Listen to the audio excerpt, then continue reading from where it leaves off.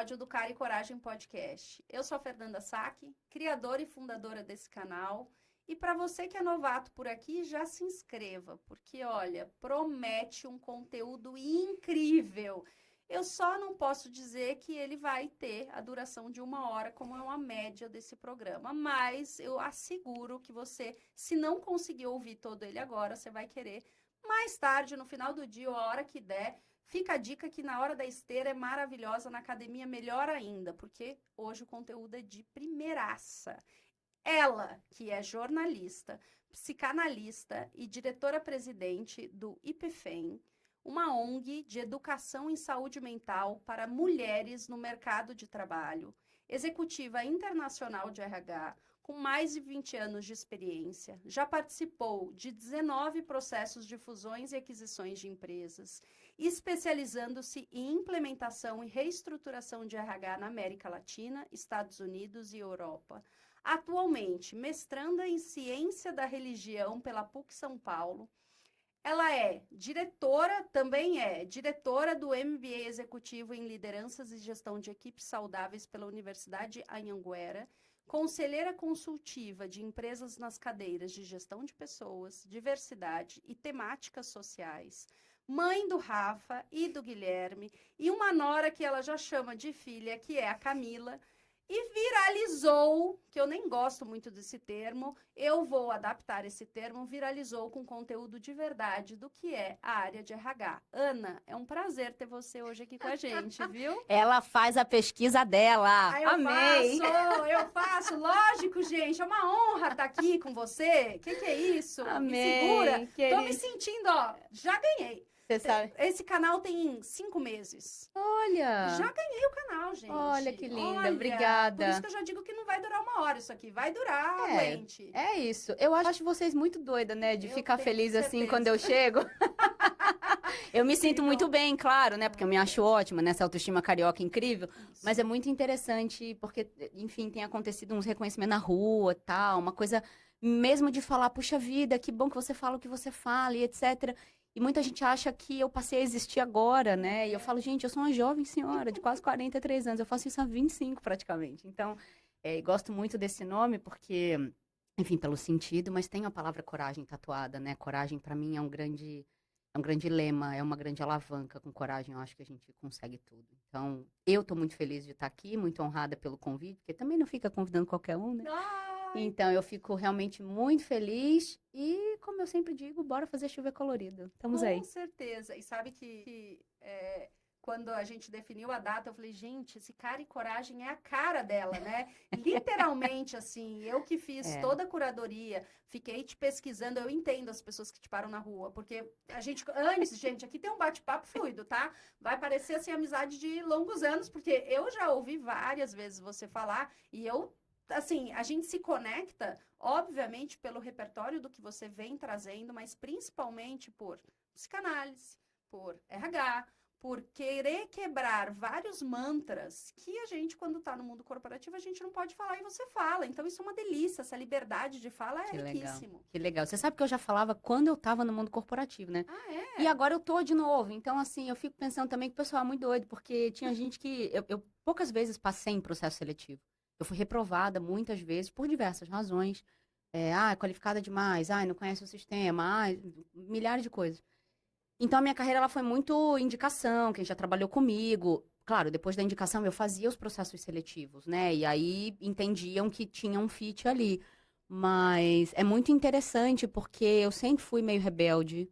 Sem noção, né, que a juventude traz isso pra gente. Eu sempre fui meio rebelde, isso me levou muito longe, mas também me cobrou um preço muito alto.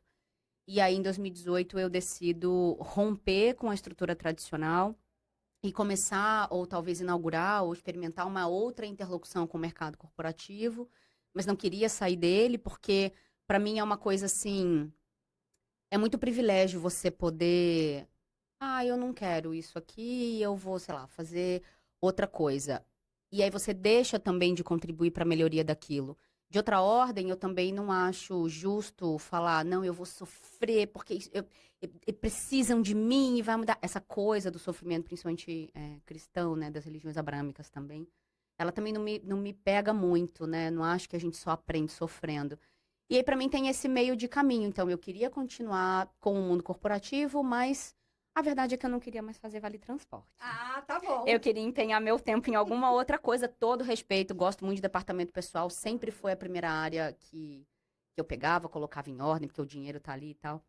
Mas ficar recebendo ligação de que meu vale transporte não caiu é dos gatilhos, assim, não gosto muito dessa palavra, mas é um dos gatilhos do burnout.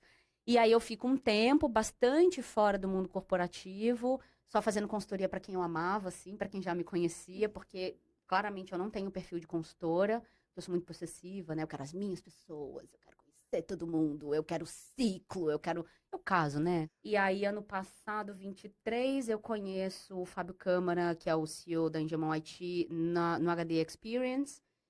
E sei lá, a gente passa 6, 7 horas conversando. E aí, no final, eu digo: Nossa, me deu uma saudade de voltar para o mundo corporativo. Ele, por que não? E aí, 2 meses depois, ele me contrata como mentora de executivos. Então, eu tô dentro do mundo corporativo, só que fazendo exatamente o que eu queria, do jeito que eu queria, com a liberdade que eu queria, tendo o Fábio como parceiro, né? Que, enfim, como CEO é imprescindível. Experimentando, inventando, do jeito que eu gosto de dizer, um jeito muito diferente de trabalhar. Então, por isso que eu, antes da gente começar, né? Sim. Eu falei, eu também não gosto de ter dono, não, porque por isso eu financio a ONG há 5 anos, né? Uhum. Porque o dinheiro vira dono. Mas é muito interessante quando a gente encontra pessoas que não querem ser donas de você. Muito pelo contrário. Elas querem você na sua integridade, na sua potência. E elas se beneficiam disso. Sim. Então, enfim, só para dar esse exemplo de que nem eu achava que era possível, mas é. E aí você fala, nossa, o que é Existe. isso aqui? É, Existe. Existem homens no topo da pirâmide que estão afim, os dispostos, né, como eu tenho dito. Que daí eu desisti de convencer as pessoas também, né? A minha transição de carreira foi muito sobre isso, assim. Eu desisti de convencer mesas de diretoria de que pessoas são importantes. Eu já queria conversar com gente que parte do princípio de que pessoas são importantes. O que a gente vai fazer com elas na lógica do capital? E aí leva um tempo, mas, né, invento outras coisas, outras formas de fazer interlocução, e daí encontro e passo a encontrar muitos dispostos. Assim. Você fala, olha, né, tem um. existe, né? Existe. É uma festa estranha com gente esquisita, né? Porque tem que pagar um preço, tem que ter coragem. Falei isso ontem na reunião de diretoria. Falei, tem que ter coragem para me convidar para um podcast, para me contratar, para contratar uma palestra minha, assim, porque eu não vou me submeter. Sim. Muitas vezes eu dou a roupa do discurso necessária, porque para públicos diferentes eu vou falar de jeitos diferentes, mas eu digo que do cartório ao conselho, assim, é tudo, né? Sexta-feira eu vou dar uma palestra para alunos do ensino público do 6º ano do ensino fundamental. Eu tenho um colega de mestrado que é professor de geografia lá, e ele me chamou para falar de empreendedorismo para os jovens. Eu só falei, vambora, porque é o tipo de trabalho que eu adoro. Então, você vai falar com um jovem de escola pública de um jeito e vai falar com os conselheiros da Board Academy de outro. Mas a palavra tá ali, né? A verdade tá ali. Sim. Então, acho que esse compromisso é muito importante. Nem sei por que a gente começou a falar sobre isso, mas eu vou reclamar, dura o tempo que durar, eu vou reclamar, É sobre isso. Uhum. porque eu acho que a gente tem, de fato, muita coisa para produzir pensamento crítico, né? Sim. Então, era isso que eu queria, talvez, fazer de introdução e dizer que é possível, mas é difícil, né? É difícil porque a gente vai se decepcionando aí. Mas se deixar a expectativa clara, tá tudo certo. Tá tudo certo. E quando eu puxo, eu gosto sempre de começar querendo conhecer quem que é a pessoa. O seu currículo é incrível, eu já me intitulei aqui como uma assídua no teu canal, e também fã pelas suas verdades. Mas da onde vem essa autenticidade, essa confiança, essa questão de eu vou falar? É isso e tá tudo bem. Da onde vem das suas raízes? Tem a sua Nossa, família? Da onde vem isso? nunca me fizeram essa pergunta. Que interessante. Bom, como psicanalista, eu vou falar a primeira coisa que me vem na cabeça, né? Por associação livre. Delícia. A primeira coisa que me vem é que meu destino é ir adiante. E a minha palavra é um feitiço. Então, se eu acredito que eu fui plantada no lugar certo, eu tenho que tratar de dar bons frutos. Então, essa certeza sempre existiu dentro de mim. E como eu sou uma benzedeira, eu benzo pés, principalmente, né? E quando eu tô benzendo os pés das pessoas, eu sugiro, né? Ou eu ancoro que esses pés te levem pelo seu caminho, ainda que a sua cabeça não esteja de acordo, ainda que a sua cabeça não compreenda naquele momento. mas que os seus pés sejam responsáveis pela sua caminhada, para que você não se desvie daquilo que você veio fazer aqui. Então, acho que de uma forma, primeiro, intuitiva, eu sempre tive essa força nos meus pés, mas eu tenho uma mãe, eu tenho uma mãe que é a grande responsável da coragem, assim, da minha coragem. Então, veja, eu acho que eu venho com coisas, porque espiritualmente eu acredito também nisso, né? Eu acho que a gente vem com coisas instaladas e com coisas a resolver. E aí o meio também vai ajudar ou vai atrapalhar. Eu tenho uma mãe que, resumidamente, teve, por exemplo, a coragem de ser do lar. Eu tenho uma mãe que teve a coragem de assumir um relacionamento homoafetivo quando eu tinha 1 ano de idade. Então, minha mãe é casada até hoje com uma mulher. Eu fui criada por um casal homoafetivo na década de 80. Então, você imagina, né? Chama de tia por conta das articulações sociais. Então, eu tenho 2 mães. Meu namorado, coitadinho, tem 2 sogras. Olha, que Que maravilha. presente. Que sortudo, não é mesmo? E aí, numa relação, a princípio, um pouco mais distante com meu pai, mas sentindo uma proximidade afetiva muito grande com ele sempre. Começo a conviver com meu pai ali por volta meados dos 20 anos e me vejo também muito parecida com meu pai. E minha mãe e minha tia me criaram para estudar, ser independente, ter a minha vida, numa perspectiva muito feminista que elas nem sabiam na época, porque também pouco se falava disso. Mas também de uma família de origem muito corajosa, né? Eu tenho tia que quase foi freira e aí deixou de ser freira para se casar com quase padre e com 50 anos também assume uma relação homoafetiva. Um outro tio homoafetivo desde sempre, né? Então, toda essa curva da questão homossexual no país, da questão das patologias que adivinham deste grupo, entre aspas, né? Que todo mundo gostava de dizer. Também a gente viveu bastante. Também tios com questões com entorpecentes, etc. Aí você vai falar assim, nossa, mas só tem gente quebrada, né? Doida nessa família. Que família que não tem? Qual é a família que não tem ninguém que tenha uma questão mental, comportamental e etc., sendo a família o maior lugar de produção de adoecimento? Sim. Então, olhar para essa família com perspectivas e histórias muito comuns, né? Muito brasileiras, muito tropicais, de um país colonizado. Uma avó que foi muito traída, depois foi amante por muito tempo, outra avó que traiu e foi expulsa de casa, proibida de ver os filhos. Aí você fala assim, nossa, de onde vem esse assunto de infidelidade conjugal?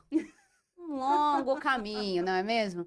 Então, ter a coragem de olhar para essa ancestralidade, que hoje religiosamente eu também faço muito, acho que isso me traz compreensão, me dá muita força, me faz entender.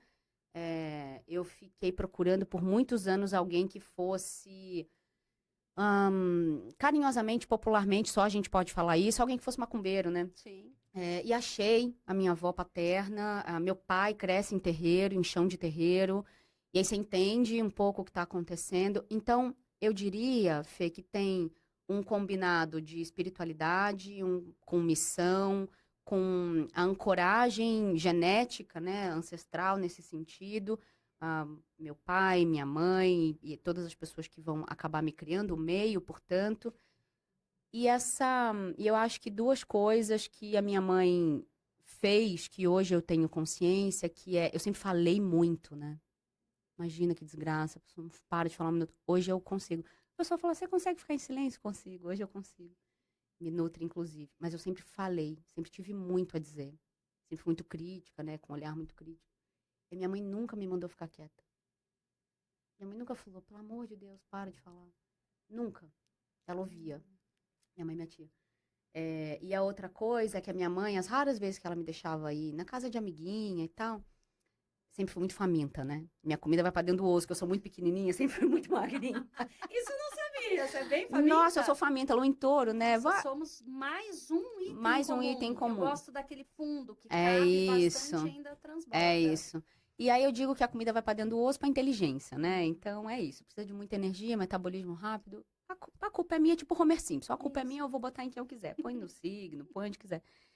E é muito faminta, né? A minha mãe dizia assim, o que geralmente a gente fala para as crianças? Ai, não aceita nada, não, né? Não pede nada, fica quietinha e tal. A minha mãe dizia assim, se te oferecerem comida e você tiver com fome, coma. E se você tiver com fome e não te oferecerem comida, peça. não fique com fome. E aí hoje eu entendo que a minha mãe me ensinou a pedir do mundo. Sim. O que eu quero. Do que eu tenho fome. O mundo pode não me dar, mas eu vou pedir. Então, também isso me ensina uma perspectiva espiritual muito interessante, que é, eu vejo todo mundo falando de só agradecer, né? Ah, eu não peço nada, eu só agradeço. Super respeito. Eu peço. Dentro das minhas autorizações, dos meus merecimentos, dos tempos do alto, eu peço. E ainda faço uma chantagem, né? Porque o meu povo é bem-humorado, assim, que nem eu. Eu falo, o negócio é o seguinte, eu fundei uma ONG, entendeu? Eu sou uma pessoa boa. Por padrão, por instituição, aqui, eu quero. Eu vou pedir esse negócio aí, vocês veem, o que dá pra fazer, né? E às vezes não vem, óbvio, e depois, com a distância temporal, a gente percebe que era o melhor, porque Sim. quem me guarda não dorme, né? Sim. Então, eles veem mais que eu e eu me curvo a isso. Então, tem eu diria que é daí que vem, dessa certeza de que eu tô aqui pra fazer alguma coisa. É isso. Não vai ter script, né? Acho que isso está bem claro para quem está nos ouvindo. O papo vai fluir. Sinto muito, deixa depois pergunta, comentário, enfim. Aí é eu que vou estar aqui, eu que vou ter o direito de perguntar o que eu quiser. É isso aí. Ana, como que você funda uma ONG? Da onde nasce isso? Assim, 20 anos de experiência, fusões, aquisições de mais de 19 empresas. Não quer hoje, mas trabalhou muito com o departamento pessoal. Cadê meu olerite? Cadê meu olerite? Ó, eu já começo a ter um pouquinho Umbigo no balcão, querida. Cadê meu olerite? Não, calma. Como fundar uma ONG? Pois é. Eu acho que esse episódio ele vai ser mais espiritual do que eu imaginei. Vai. Porque tem duas respostas para isso. A primeira, que é verdade, as duas são verdadeiras, né? Mas eu sempre, às vezes eu conto verdades editadas, né? Que não são mentiras, não são omissões, mas muito de preservação de intimidade. E aí, claro, a gente vai ganhando musculatura emocional, vai ficando, né, um pouco mais segura e também vai construindo uma autoridade, uma autonomia, e certas coisas também já podem ser ditas de forma um pouco mais clara. A primeira parte da resposta, que é verdade, é que de fato eu queria experimentar uma outra interlocução, um outro tipo de interlocução com o mundo corporativo. Então é assim, ó. Eu sempre tenho essa coisa de assim, me incomoda muito ser mais uma. Eu não sei muito bem te explicar. Não é que eu quero ser diferentona ou qualquer outra coisa, não. Mas essa coisa de ficar. E eu faço muita coisa que muita gente faz, né? Quando a gente fala de RH, de desenvolvimento de liderança e tal. Mas eu ficava com uma coisa assim, mas eu vou abrir uma consultoria, aí eu vou bater na porta da empresa, eu sou mais uma consultoria, eu sou mais uma consultoria, eu sou mais uma consultoria. Não quero isso. E aí é muito interessante, porque mais do que focar na mensagem, eu presto atenção no que eu sinto. Sentir é saber, pra mim, né? Meu corpo sabe. Essa coisa do pé, né, que eu falei. Meu corpo sabe. E aí, o jeito que a mensagem chega do ponto de vista de linguagem, às vezes é só um subterfúgio, né? Ou um recurso que a minha intuição encontra de dizer, lindinha, aí não, né? A gente não sabe muito bem o que é, mas aí não.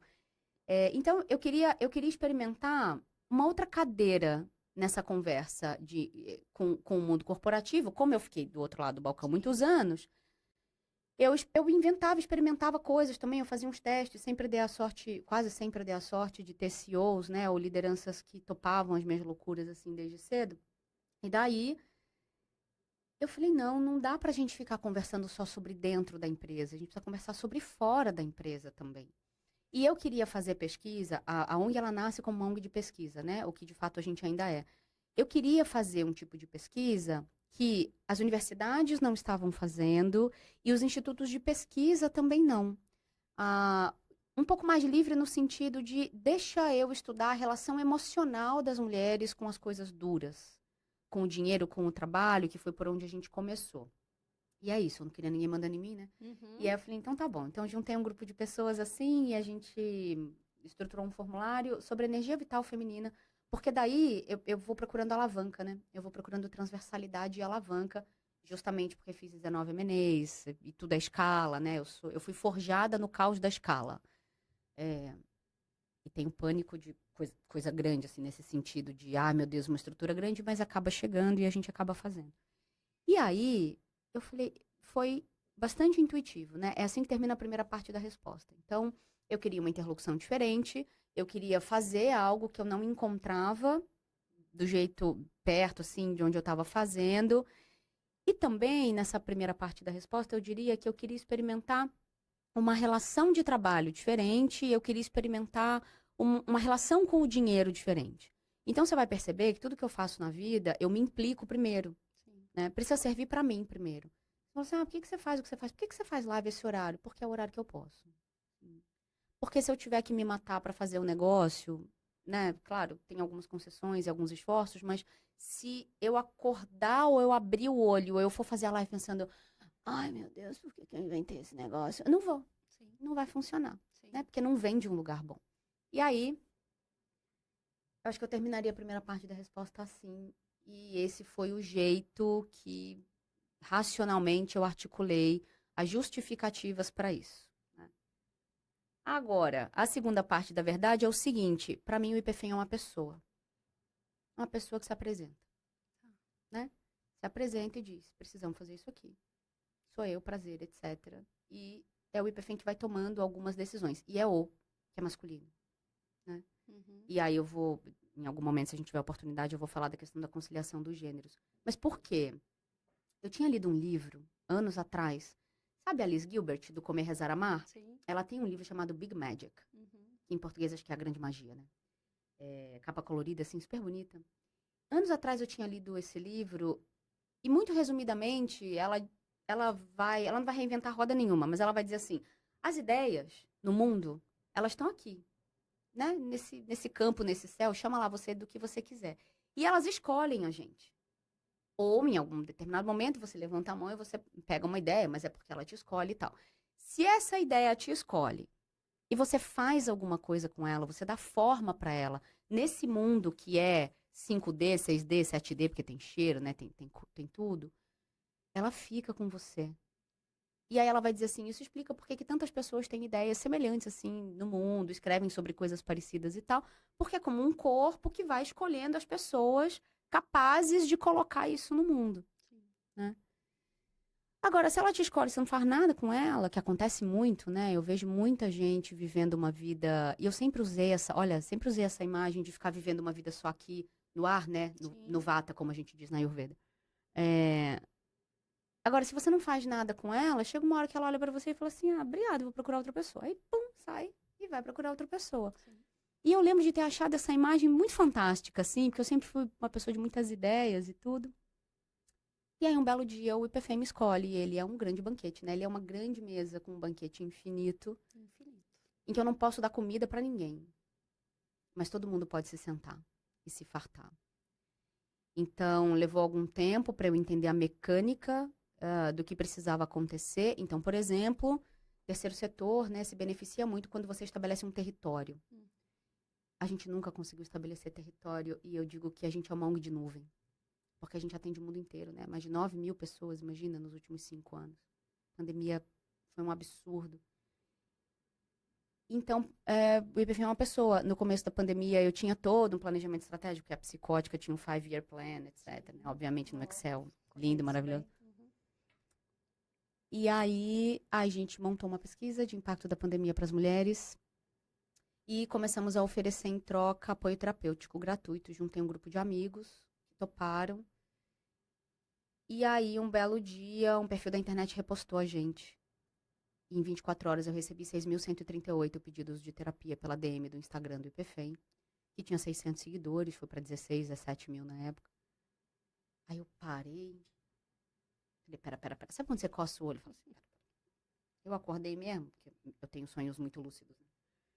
Aí eu acordei, fui lá no altar, falei, oi, gente, tudo bem? Tudo bom aqui com você? O que aconteceu enquanto eu tava dormindo? Dormindo. Eu fui Sim, Úrsula, dormi o verão inteiro? não sei, eu fiz alguma coisa assim, o que aconteceu? E aí o que eu escuto é, você não é boa de escala? Escalamos. Faz aí alguma coisa. Então, quando o IPFM decide, ele decide. E aí eu preciso ter a humildade de dizer, ok, põe isso aqui que eu tinha planejado com a minha visão estreita, humana, pra cá, deixa aqui quietinho, deixa eu ver o que que é isso aqui. E aí a gente se transforma numa ONG de educação e saúde mental, porque para atender 6.138 pessoas, Sim. atender individualmente ia ser impossível. E a gente tem um lema, um princípio, que é que para todo não a gente entrega um sim. Então, eu fiquei procurando sim que eu tinha que entregar ali. E aí é isso. Montamos uma metodologia. Eu, pesquisadora, comecei a testar. Testa, até parou de pé. Falei, olha. Aí virou livro, aí o resto é história, né? Então, foi assim que eu fundo uma ONG. E daí, como eu sou muito virginiana mesmo, do momento zero eu fui fundar um CNPJ, né? Eu sou muito correta, muito chatinha mesmo. Então, fui fundar o CNPJ, aí fui estudar, aí fui aprender, aí fui entrar no ecossistema e tudo mais. Então, hoje faço muitas outras coisas dentro de terceiro setor. A ONG está pivotando também para algumas outras frentes, algumas outras ODSs. Mas foi assim que eu decido montar. Então, a resposta oficial seria, eu não sei. Ela se apresentou e falou, tem que fazer, querida, vamos fazer. É isso, eu tô sempre pronta pro que o alto quer. Então, uma vez eu li um livro que dizia, tinha uma frase que era apenas, eu desejo apenas o que Deus deseja de mim. Não sei o que que ele vai desejar daqui pra frente, mas tô pronta, tô disposta, tô com saúde, tô com inteligência, tô estudando. Tô aqui. Aí chega, a gente faz. E é assim mesmo. Eu que tô aqui, assino embaixo e digo, é isso mesmo, literalmente. E eu vou, você já trouxe aqui um dos livros, mas eu queria engatar em um que eu tenho muita curiosidade de te ouvir como nasce o Carreira Sem Sofrer. E aí com a pergunta, como ter sucesso sem perder saúde, sem brigar com quem está perto de você? Como? Como? Cara, o Carreira Sem Sofrer nasce. Também tem isso, né? Ele sempre existiu, né? Sabe quando perguntam. Eu gosto de acreditar que é verdade. Quando perguntam pro Michelangelo como é que ele fez o Davi, Uhum. e aí ele diz: Eu só tirei do mármore o que não era Davi. Nossa, agora eu me comparei com Michelangelo. Veja, nunca tinha chegado nesse nível. Mentira. Mas é porque eu gosto muito desse pensamento de que a gente só lapida coisas, né? Então, de certa forma, todos aqueles pensamentos do Carreira Sem Sofrer, eles são, de fato, a minha vida, eles sempre existiram dentro de mim. E agora sim, mais como pesquisadora em ciência da religião, eu desafio muito a lógica do sofrimento. Eu prefiro a lógica um pouco mais budista do Sansara, no sentido de a vida é sofrimento, a gente vai ter que lidar com coisas, né? Então, esse corpo muitas vezes vai impor um sofrimento pra gente, de dor, de doença, da coisa do tem que dormir, tem que fazer xixi, tem que comer, e a gente queria estar fazendo outra coisa, tal, volitando, tipo, o nosso lar por aí, porque eu fui kardecista há muito tempo também. Os sofrimentos das frustrações, né? Os sofrimentos das relações que se desfazem, dos lutos, etc., que são sofrimentos inerentes nessa impermanência humana, como o budismo vai caracterizar de uma maneira bastante ampla. A perspectiva de sofrimento cristão, né, principalmente, ela é uma perspectiva, para mim, muito mais social do que religiosa, nessa coisa do você só aprende sofrendo, você tem que sofrer, é o sofrimento que nos leva adiante. Isso do ponto de vista de linguagem de controle com marcador de gênero, para as mulheres, isso é muito perigoso. Porque quando a gente, então, está criando 3 filhos sozinha, quando a gente está sustentando uma casa sozinha, quando a gente está cuidando de pais idosos sozinha, mesmo tendo irmãos, né? Quando a gente está ali na coisa do que muitas vezes, além de ser imposto, de ser uma situação compulsória, quando a gente lembra que 5,5 milhões de crianças não têm o pai na certidão de nascimento, tem um pedaço também que eu provoco as mulheres em situações de privilégio, de ao quanto a gente também perpetua os comportamentos que aprisionam a gente, né? Quando a gente olha para isso, nesses ganhos secundários de eu vou sofrer porque se eu sou útil, eu sou amada, quanto mais eu sofro, mais importância eu tenho, ou vão ficar com pena de mim e daí eu vou conseguir as coisas. Isso é muito inconsciente, né? Sim. Não é um negócio que eu vou falar assim, eu vou me colocar aqui nesse lugar de vítima porque eu quero tal coisa. Isso é muito inconsciente. Então, eu sempre desafiei muito a lógica do sofrimento e nunca fui uma pessoa. Às vezes eu reclamo pouco, assim, tem dia que eu não quero resolver, eu só quero reclamar, né? Mas pra mim sempre tá bom, é isso que tem, eu fiz o melhor para que isso aqui acontecesse e não rolou. Como é que eu vou lidar com isso da melhor forma? Que é muito diferente da positividade tóxica que eu odeio, Sim. né? Da perspectiva da gratidão de luz, assim. Mas é mais filosófico, estoico, assim. Como é que eu vou lidar com isso da melhor forma?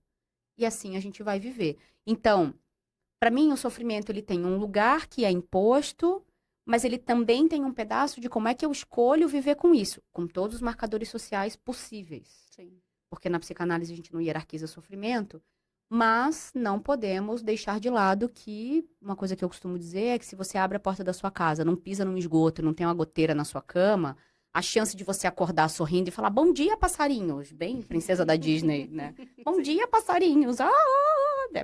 Tipo a Bela, né, saindo na vila, é muito maior do que você saber que pela frente tem 2 horas de transporte, que você vai ser encoxada, assediada, sabe? Que você tá sujeita a toda sorte de violências. Então, a gente precisa discutir um pouco o sofrimento. E na carreira, o que eu percebo é que, a vida inteira, inclusive, é que tem uma coisa de assim, ai, esse lugar não me promove. Mas você tá aí há 10 anos, há 20 anos. Por que você não saiu daí também? Pessoas com condições, com algum agrupamento de privilégios, principalmente. Sim.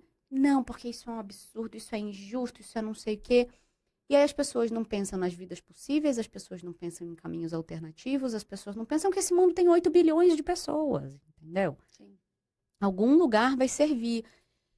E aí eu fico muito nesse entendimento de que aquilo que você quer tá no lugar onde você não quer ir, aquilo que você quer resolver tá na conversa difícil que você não quer ter. E essas ideias, né, elas foram amadurecendo e todo mundo falava, por que você não escreve o livro? Por que você não... Aquela coisa, né? Eu escrevo desde muito criança. A palavra sempre foi o meu veículo de existir no mundo. E aí, um belo dia, eu conheço um cara que é dono de uma editora, que faz lançamento dentro de empresas na área de tecnologia, e daí eu chamo ele e falo, olha, eu não tenho um livro de tecnologia não, mas eu tenho um livro de carreira, serve? E aí, quando ele viu, né, quando ele ouviu as minhas ideias, ele falou, serve. E aí eu sentei, acho que menos de 48 horas, assim, porque também tem isso, né? A coisa, ela existe dentro de mim, e como eu tenho essa habilidade com as palavras, eu sento e faço. É isso, assim. É assim que funciona no meu caso. Você me põe pra tocar um instrumento, não sai. Você me põe pra me localizar geograficamente, não Não sai, sai, né? tá Você me... bom. Entendeu? Uhum. Coisa que não sai. Mas isso sai. E aí vem esse lugar também da minha experiência de...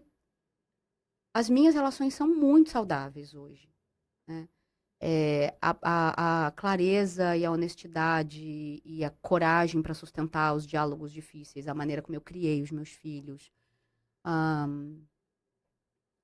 E é possível a gente viver bem desde que a gente entenda, pelos comportamentos concretos observáveis, o que que é viver bem, não significa estar sorrindo e cantando todo dia. A honestidade com que a gente vai lidar com os afetos, o que a gente vai botar na mesa do gosto ou não gosto e etc. Basicamente, para mim, eu sou muito discípula da Bell Hooks, né? Amor é decisão. Uhum. Assim. Dizem que aquela música do Estãozinho Chororó é lacaniana, né? Sinônimo de amor é amar, né? Então a gente tem que agir, né? A natureza não vai fazer tudo sozinha. Então a gente precisa manifestar o amor, manifestar os afetos de forma muito concreta, mas mais do que isso, construí-los. Então, para mim, o Carreira Sem Sofrer, ele nasce desse lugar, ele nasce de tudo que eu vi. Eu decidi falar só bem de chefe, por isso que vários ficaram de fora, Tá né? bom. Mas os principais estão ali, os mais importantes estão ali cobertos, muito na intenção de dividir uma perspectiva positiva também sobre a carreira e sobre uma vida profissional, numa época do mundo em que não existe mais, o que você vai ser quando crescer? Eu sei lá, gente, talvez a profissão que eu tenha nem exista ainda, Eu entendeu? tô construindo agora. Tô Calma, eu conto pra você daqui 20 Tô anos. construindo ainda. Meu filho deixou de ser engenheiro, gerente corporativo de vendas técnicas para ser instrutor de mergulho nas Ilhas Caimã. Entende? Com 24, 25 anos. Que incrível. Mas você deixou. Eu tenho que deixar o quê, gente? O menino se sustenta, tá casado, transando, entendeu? Mora com a mulher dele. Eu não tenho que deixar nada. Sim. Filho não é nosso. Já tinha saído de casa. Eu não tenho que deixar nada. Que bom que ele me procurou para se aconselhar. E aí a gente pôde discutir algumas coisas. Mas a busca de uma carreira não significa que que a carreira dele é ótima, por exemplo.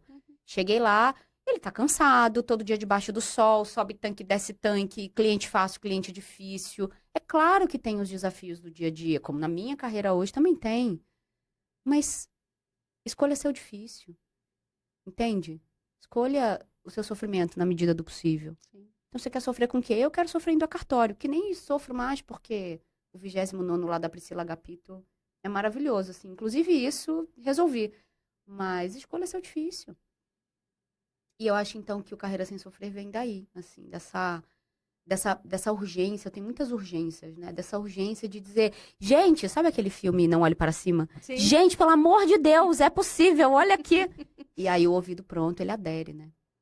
O ouvido pronto, ele adere, assim. Então, eu não quero convencer ninguém, eu só quero encontrar quem já tá pronto nesse momento. Você fala muito, eu não vou usar a palavra aversão, mas o Pode seu usar. questionamento sobre esse romantizar o propósito da vida. Eu estou aqui para, minha missão é tal. Vamos falar um pouquinho mais sobre isso, Ana? Vamos falar sobre a perspectiva do Como uma Red RH, eu falava, achava lindo. Tá bom, não posso mais. Tem um monte de coisa que eu vou ter que parar de falar, viu, gente? Tô aprendendo. Mas não pode falar que meu propósito... Pode. Pode. E a casinha do RH? Missão, visão, não pode mais, Ana? Pode. Ô, Fê, pode tudo. Pode? Pode tudo. Tá bom. Porque, pra mim, pode tudo aquilo que for pertinente e couber no contexto em que você está. E se efetivamente aquilo ali coloca outras pessoas em movimento. Então, é muito interessante você fazer essa pergunta, eu achei demais. Pra mim, pode tudo. Pode tudo. Pra mim, Ana, algumas coisas não funcionam. Perfeito. E aí eu dou, às vezes, umas provocadas que se funcionasse, a gente tá fazendo isso há 20 anos. Você acha que a gente já tá nessa merda? Exato. Ai, podia falar Pode palavrão falar. simples? Pode. Eu acho que todo Tá. mundo que tá ouvindo sabe falar isso, né? Eu acho que Que sim. mínima- Ou, vamos lá, gostaria de falar, mas não pode. Mas como aqui ninguém tá patrocinando, não tenho nenhum logo, pode tudo. Pode tudo. Você sabe que eu escuto algumas coisas com muita frequência. Ana, você nomeou que eu não estava conseguindo dar nome. Eu ouço muito isso. Você colocou em palavras, né? Aquilo que eu não conseguia. A outra coisa que eu escuto muito é... Você fala o que a gente tem muita vontade de falar, mas não pode. Ou não tem coragem. Sim. Eu nunca pensei desse jeito. Eu nunca enxerguei desse jeito. Então, para mim, são as pequenas coisas que vão me lembrando que o caminho é esse mesmo, né? Enfim, pode. Vou responder diretamente. Tá bom. Pode. Pode. Pode o que você quiser. Porque que pra mim não funciona. O sentido do propósito, ele para mim faz muito sentido, né? Do ponto de vista semântico, técnico, etc. Da literatura de pesquisa, inclusive. O que eu não gosto é do uso comum que a gente faz dele, na maioria das vezes, como se só tivesse valor quem encontrasse o seu propósito. Perfeito. E para mim o propósito, ele não é um só a vida inteira. Eu encontro transversalidades na minha vida, por exemplo, mas vou concretizar, como eu sempre faço. Um dos meus propósitos de vida é não atrapalhar o mundo. E para fazer isso, Opa. já é Muito. muito. Muito. Porque eu tenho que pensar no lixo, eu tenho que pensar nos afetos, eu tenho que pensar no meu sustento. Se eu tenho filho, eu tenho que pensar como é que eu vou criar esse filho para não ser um fardo para o mundo. Nas minhas relações de trabalho, como é que eu me relaciono com a caixa do mercado, com a atendente do Itaú, um beijo, Itaú, entendeu? Da Vivo, né? Enfim, minhas relações monogâmicas de mais longo prazo, Itaú e a Vivo, a Samsonite também. Maravilhoso. Enfim, tô falando aqui que eu tô falando bem, Sim, né? Sim. Como todo relacionamento, temos aqui questões. Mas... A serem resolvidas. É isso. Mas assim, como é que eu me relaciono com as pessoas passageiras, com as pessoas permanentes, os amores contingentes, como diz a Simone de Beauvoir, né? Como é que eu escolho existir no mundo para que eu não seja um fardo no mundo, de fato?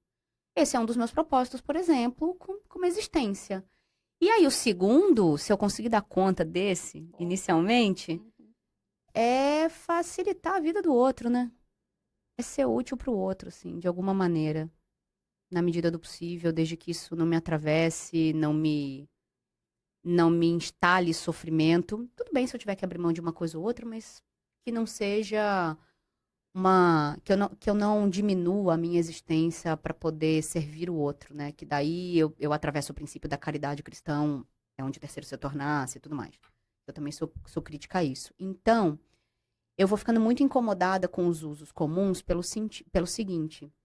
Falando especificamente do propósito, parece que só tem valor quem encontra esse propósito, e esse propósito ele vai estar conectado com algo muito nobre, em geral, que é o se doar, né? O ajudar pessoas. Eu vejo muita gente querendo fazer transição de carreira, falando assim, ai, que eu quero ajudar o outro. Vai se fuder. Você vai se fuder, eu já aviso. Desculpa, gente. O carioca precisa de um palavrão pra dar um tempero na coisa. Se você estiver querendo fazer transição de carreira pra isso, não vai dar certo. Não vai funcionar. Sim. Aí eu começo todo um trabalho de investigar por que tá fazendo esse movimento. Porque tem tanta gente que se ocupa do outro justamente pra esquecer de si, que não se dá conta. Mas aí é a perspectiva da nobreza. Olha como ela se doa. Você acha que o fato de fundar uma ONG também tem esse lugar narcisista de olharem pra mim e falarem, nossa, você é tão maravilhosa, sou mesmo. Mas tem um monte de Eu já problema. sabia, mas eu gosto de ouvir. É isso, não dependo de ouvir pra continuar, mas também gosto de ouvir, porque a gente também vai se construindo a partir do olhar do outro. E a admiração tem muitas moedas, né? Além da moeda capital. Então, quando a gente fala de propósito, parece que esse propósito tem que ser lindo, mas que principalmente é o trabalho que tem que entregar. E é isso que desalinha meu chakra, porque é o seguinte, o trabalho é uma relação comercial em essência. Você promete a entrega de tempo e conhecimento e recebe de volta um pacote de coisas, Sim. certo? Esse delírio coletivo dos últimos 15 anos de ficar pedindo felicidade, pedindo... O trabalho só não pode matar, ou não deveria matar, gente. Se tiver um clima melhor, ótimo, mas todo mundo devia sustentar posturas éticas. Isso não devia ser um desejo, sabe assim? Ai, nossa, um achievement, sei lá, para falar uma Sim. palavra em inglês que o pessoal corporativo adora. Mas devia ser um estabelecimento de um algo, né? E o trabalho, ele não devia querer ser também a sua vida inteira. Sim. Então, com todo respeito aos lugares que tem mesa de sinuca, piscina de bolinha, escorregador, instagramável da coisa, café da manhã maravilhoso, etc. Quando você dá um café da manhã maravilhoso, essa pessoa deixa de tomar café com a família. Entende? Quando você promove as festas lá dentro e tal, o tempo inteiro, assim, você deixa de construir relações do lado de fora que oxigenam, ensinam coisas diferentes, que você também pode trazer para o trabalho. Então, essa coisa do capital, e eu sou super capitalista, tá? Enfim, essa conversa pode ir muito longe. Mas essa coisa do my precious. Às vezes eu tenho a sensação que o capitalismo ele faz assim, coisa, my precious. E aí a gente tem que ficar só ali, sabe? Só estudando aquilo que vai dar produtividade. Só fazendo diversidade porque vai dar produtividade. Tem que ter lucro porque é o lucro que vai sustentar as famílias. Mas assim, como é que a gente pode equalizar isso um pouco mais? E, puxa vida, que bom que você sai 6 horas do trabalho e vai fazer russo. E vai estudar ciência da religião, e vai mergulhar, sabe assim? Que bom que existe uma vida para ser vivida, porque daí eu não peço do trabalho a realização do meu propósito. Porque o meu propósito, ele deveria, se eu quero ajudar o outro, sei lá, salvar baleia, qualquer coisa. O trabalho, ele pode te entregar um pouco, ele pode ser veículo para. Mas tudo no mundo precisa ser feito. Precisa consertar cano debaixo da rua, precisa pagar boleto no banco, tudo precisa ser feito. E tudo é nobre. Entende? Sim. Então, se você tem um tal de um propósito, mesmo que você não tenha achado, tem uma plaquinha no meu quarto que fala em espanhol, caminhante, o caminho se faz ao andar. Não precisa saber o que te move agora. Vai fazer agora. Vai andar esses 20 metros de farol aí que você tem na estrada escura, que você não sabe nem qual é, né? Que é uma analogia que eu uso. Então, e não é o trabalho que tem que te dar isso. O que você está fazendo da sua vida? Porque também terceirizar para o trabalho é muito conveniente. Muito. E aí falar assim, ai, esse chefe não me dá feedback, eu não sei se eu estou fazendo o trabalho bem. Amado, a menos que você tenha 22 anos e esteja começando agora. Você devia saber se você está indo bem ou não, e as conversas são outras, você vai articulando outras coisas, entende? Então, eu tenho ranço do uso que a gente vai fazendo e do quanto, de novo, essas linguagens, elas se transformam em linguagens de controle e aprisionam a gente. Eu tenho que achar o propósito. Ai, se eu não acho meu propósito, não está suficiente, não sei o que eu estou fazendo aqui, eu estou perdida. Outra coisa que eu ouço muito, principalmente de mulheres. Eu estou perdida. Eu falo, você não está perdida, você só está em processo. Não existe estar perdida. Não existe estar perdida. Você só está em processo. E aí, a sensação de estar perdida, de não ter esse propósito, que geralmente acontece ali entre os 36 e os 42 anos, né? Quem conhece o setênios do Steiner vai entender o que eu tô falando. Se não, por favor, fica a dica. Se não, né? Uhum. Senta a bunda e estuda. E aí fica uma coisa meio barbatido, assim, sabe? Você fala, não, calma aqui esse maremoto, vamos decantar, tem alguma coisa processando, e beleza. Próximo.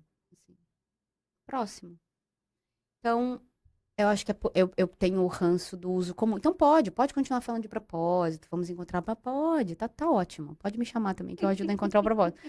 Mas, cara, o nosso propósito devia ser só não fuder com a vida do outro, entendeu? Já ia ser ótimo se a gente conseguisse sustentar as posturas éticas no mundo. Porque é difícil, né? É difícil ser honesto num país colonizado por exploração. É muito difícil. Então, o certo é certo mesmo que não esteja ninguém olhando, né? Sim, então, exatamente.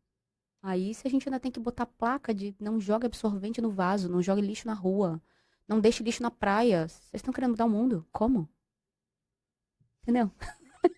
Faz o menor sentido pra mim. A gente tá pedindo pra não deixar lixo na praia ainda, né? Então, acho que a gente tem que ser um pouco mais pé no chão com as coisas. Isso vai trazendo, acho que toda essa explanação de propósito, me vem uma das inquietudes que, normalmente, quando eu abro o diálogo com as companhias, e normalmente por ser RH, vem aquela questão, na minha época...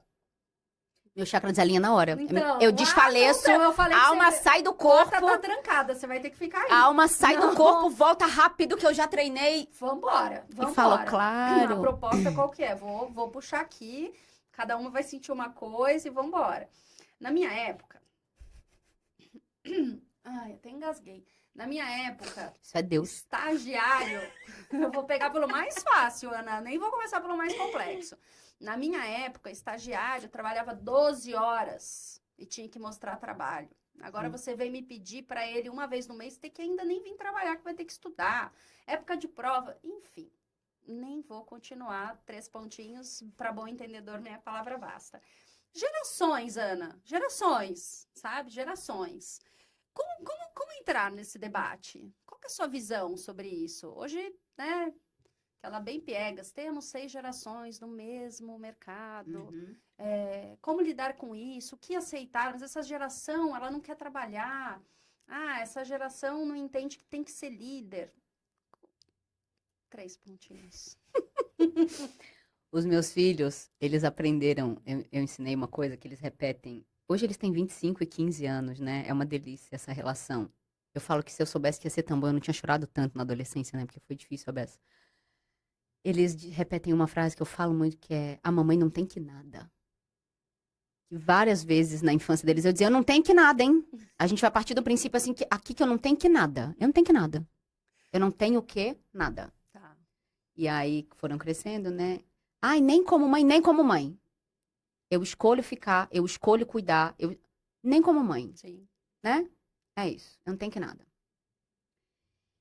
E para começo de conversa, quem produziu essa loucura... Pois é, jovem não nasce em árvore, né? Não nasce. Que loucura, né, não menina? É um plantio? O agro é pop. Uma plantação de jovens, você imagina? Não tem. Eu quero dizer que, para começar, quem produziu essa loucura de 6 gerações, pensando em população economicamente ativa, né, que é um indicador social, foi a gente que desenvolveu medicina, medicamento, exercício, tratamento, para viver mais. Então, a expectativa de vida, ela aumenta. Uhum. No capitalismo, você acha que a expectativa de vida vai aumentar e você não vai trabalhar? Ora. Estamos sendo muito ingênuos também, Sim. Né? Então, e aí, se a gente está falando de lógica empreendedora, começar cada vez mais cedo, né, que faz mais sentido, escolas de negócios para crianças no ensino fundamental, formatos de escritório para as crianças no ensino fundamental, super respeito. Mas a gente vai produzindo essa lógica, né, do jardim de infância ao doutorado, para quem gosta do acadêmico, entende? E não quer conviver com 6 gerações produzindo? Sim. Mas aí é uma produção que você vai falar: ai, jovem não quero muito, velho também não quero, aí a gente que tá aqui entre 35, 50 anos, Pois é. se ferra um pouco. Então, a primeira coisa que eu queria dizer, como eu vejo, né, é isso. A gente produziu a lógica da produtividade, Sim. desde criança até quase a tumba, né? O grave lá, o enterrar, o cemitério. E aí agora a gente fala, ai, nossa, todo mundo convivendo. Ué, mas tirando o sol que sobe, o sol que desce, as estações que se sucedem, todo o resto foi a gente que inventou Sim. nisso aqui. Então, é isso, inventamos isso. Segunda coisa, geração é compulsória da vida, né? A gente é o jovem de alguém, é o velho de alguém, todo momento. Então, a coisa do ter filho, do ter neto, sabe? Tá produzindo geração, gente. Você fala assim, ai, nossa, que lindo, que dádiva, né? Ser mãe é padecendo paraíso. Outra coisa que me desorganiza num nível. Então, tudo isso é sobre geração. E as pessoas ficam muito chocadas quando eu digo que ter filhos também é sobre produzir a próxima mão de obra do capitalismo. É isso. Um dos problemas dos países que tem taxa de natalidade baixa, ou que as mulheres dizem, deu pra mim aqui, hein? Eu não vou ter filho, não. Pessoas com útero, né? Vou colocar de forma melhor. Pessoas com útero dizem, não vou ter filho, temos uma crise. Aí abre para imigrante, aí faz programa de incentivo. Aí sim a gente está falando de manter uma máquina funcionando. Mas a geração, as sucessões geracionais, elas são imprescindíveis para o mundo seguir. Sim. Né? Acho que essa é a primeira coisa. Aí eu acho uma loucura que a gente reclama de um negócio que é a condição da vida.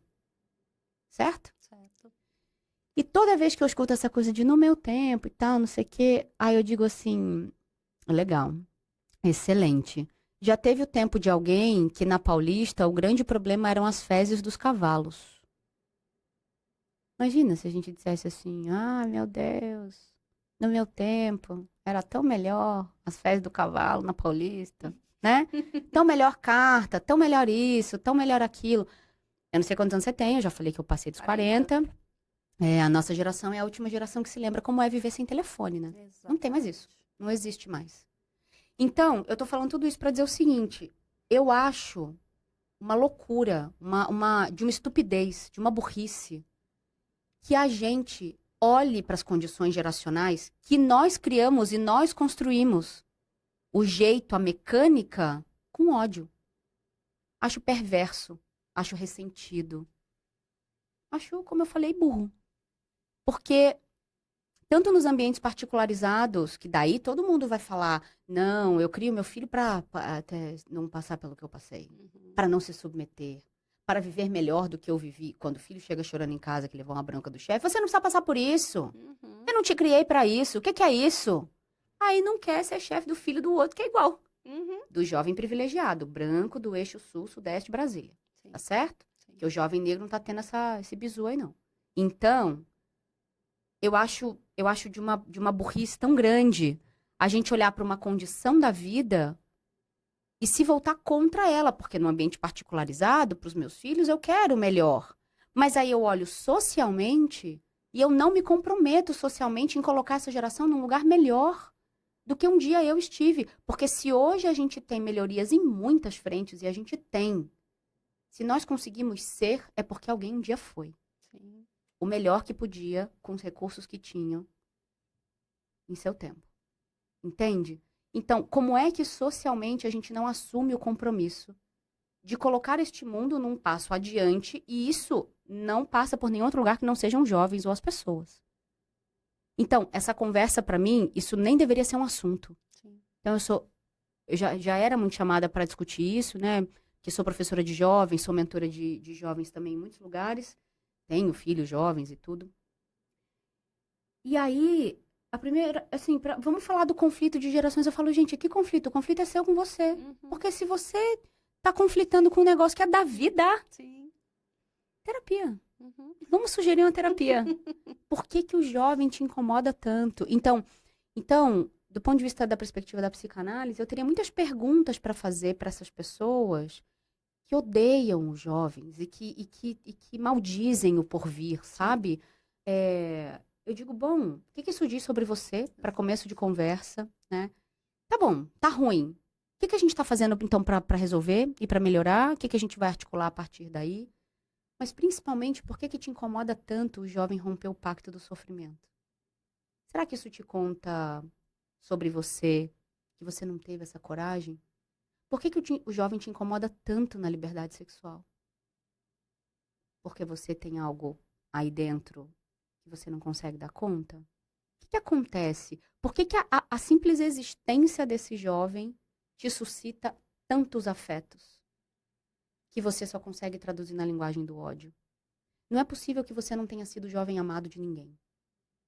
Não é possível que você não tenha tido a referência ou a mão estendida de alguém que tinha mais vivência que você.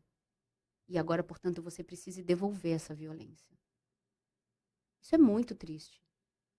E aí, o que a nossa geração talvez não entende é que a gente precisou crescer tendo apenas os mais velhos como referência.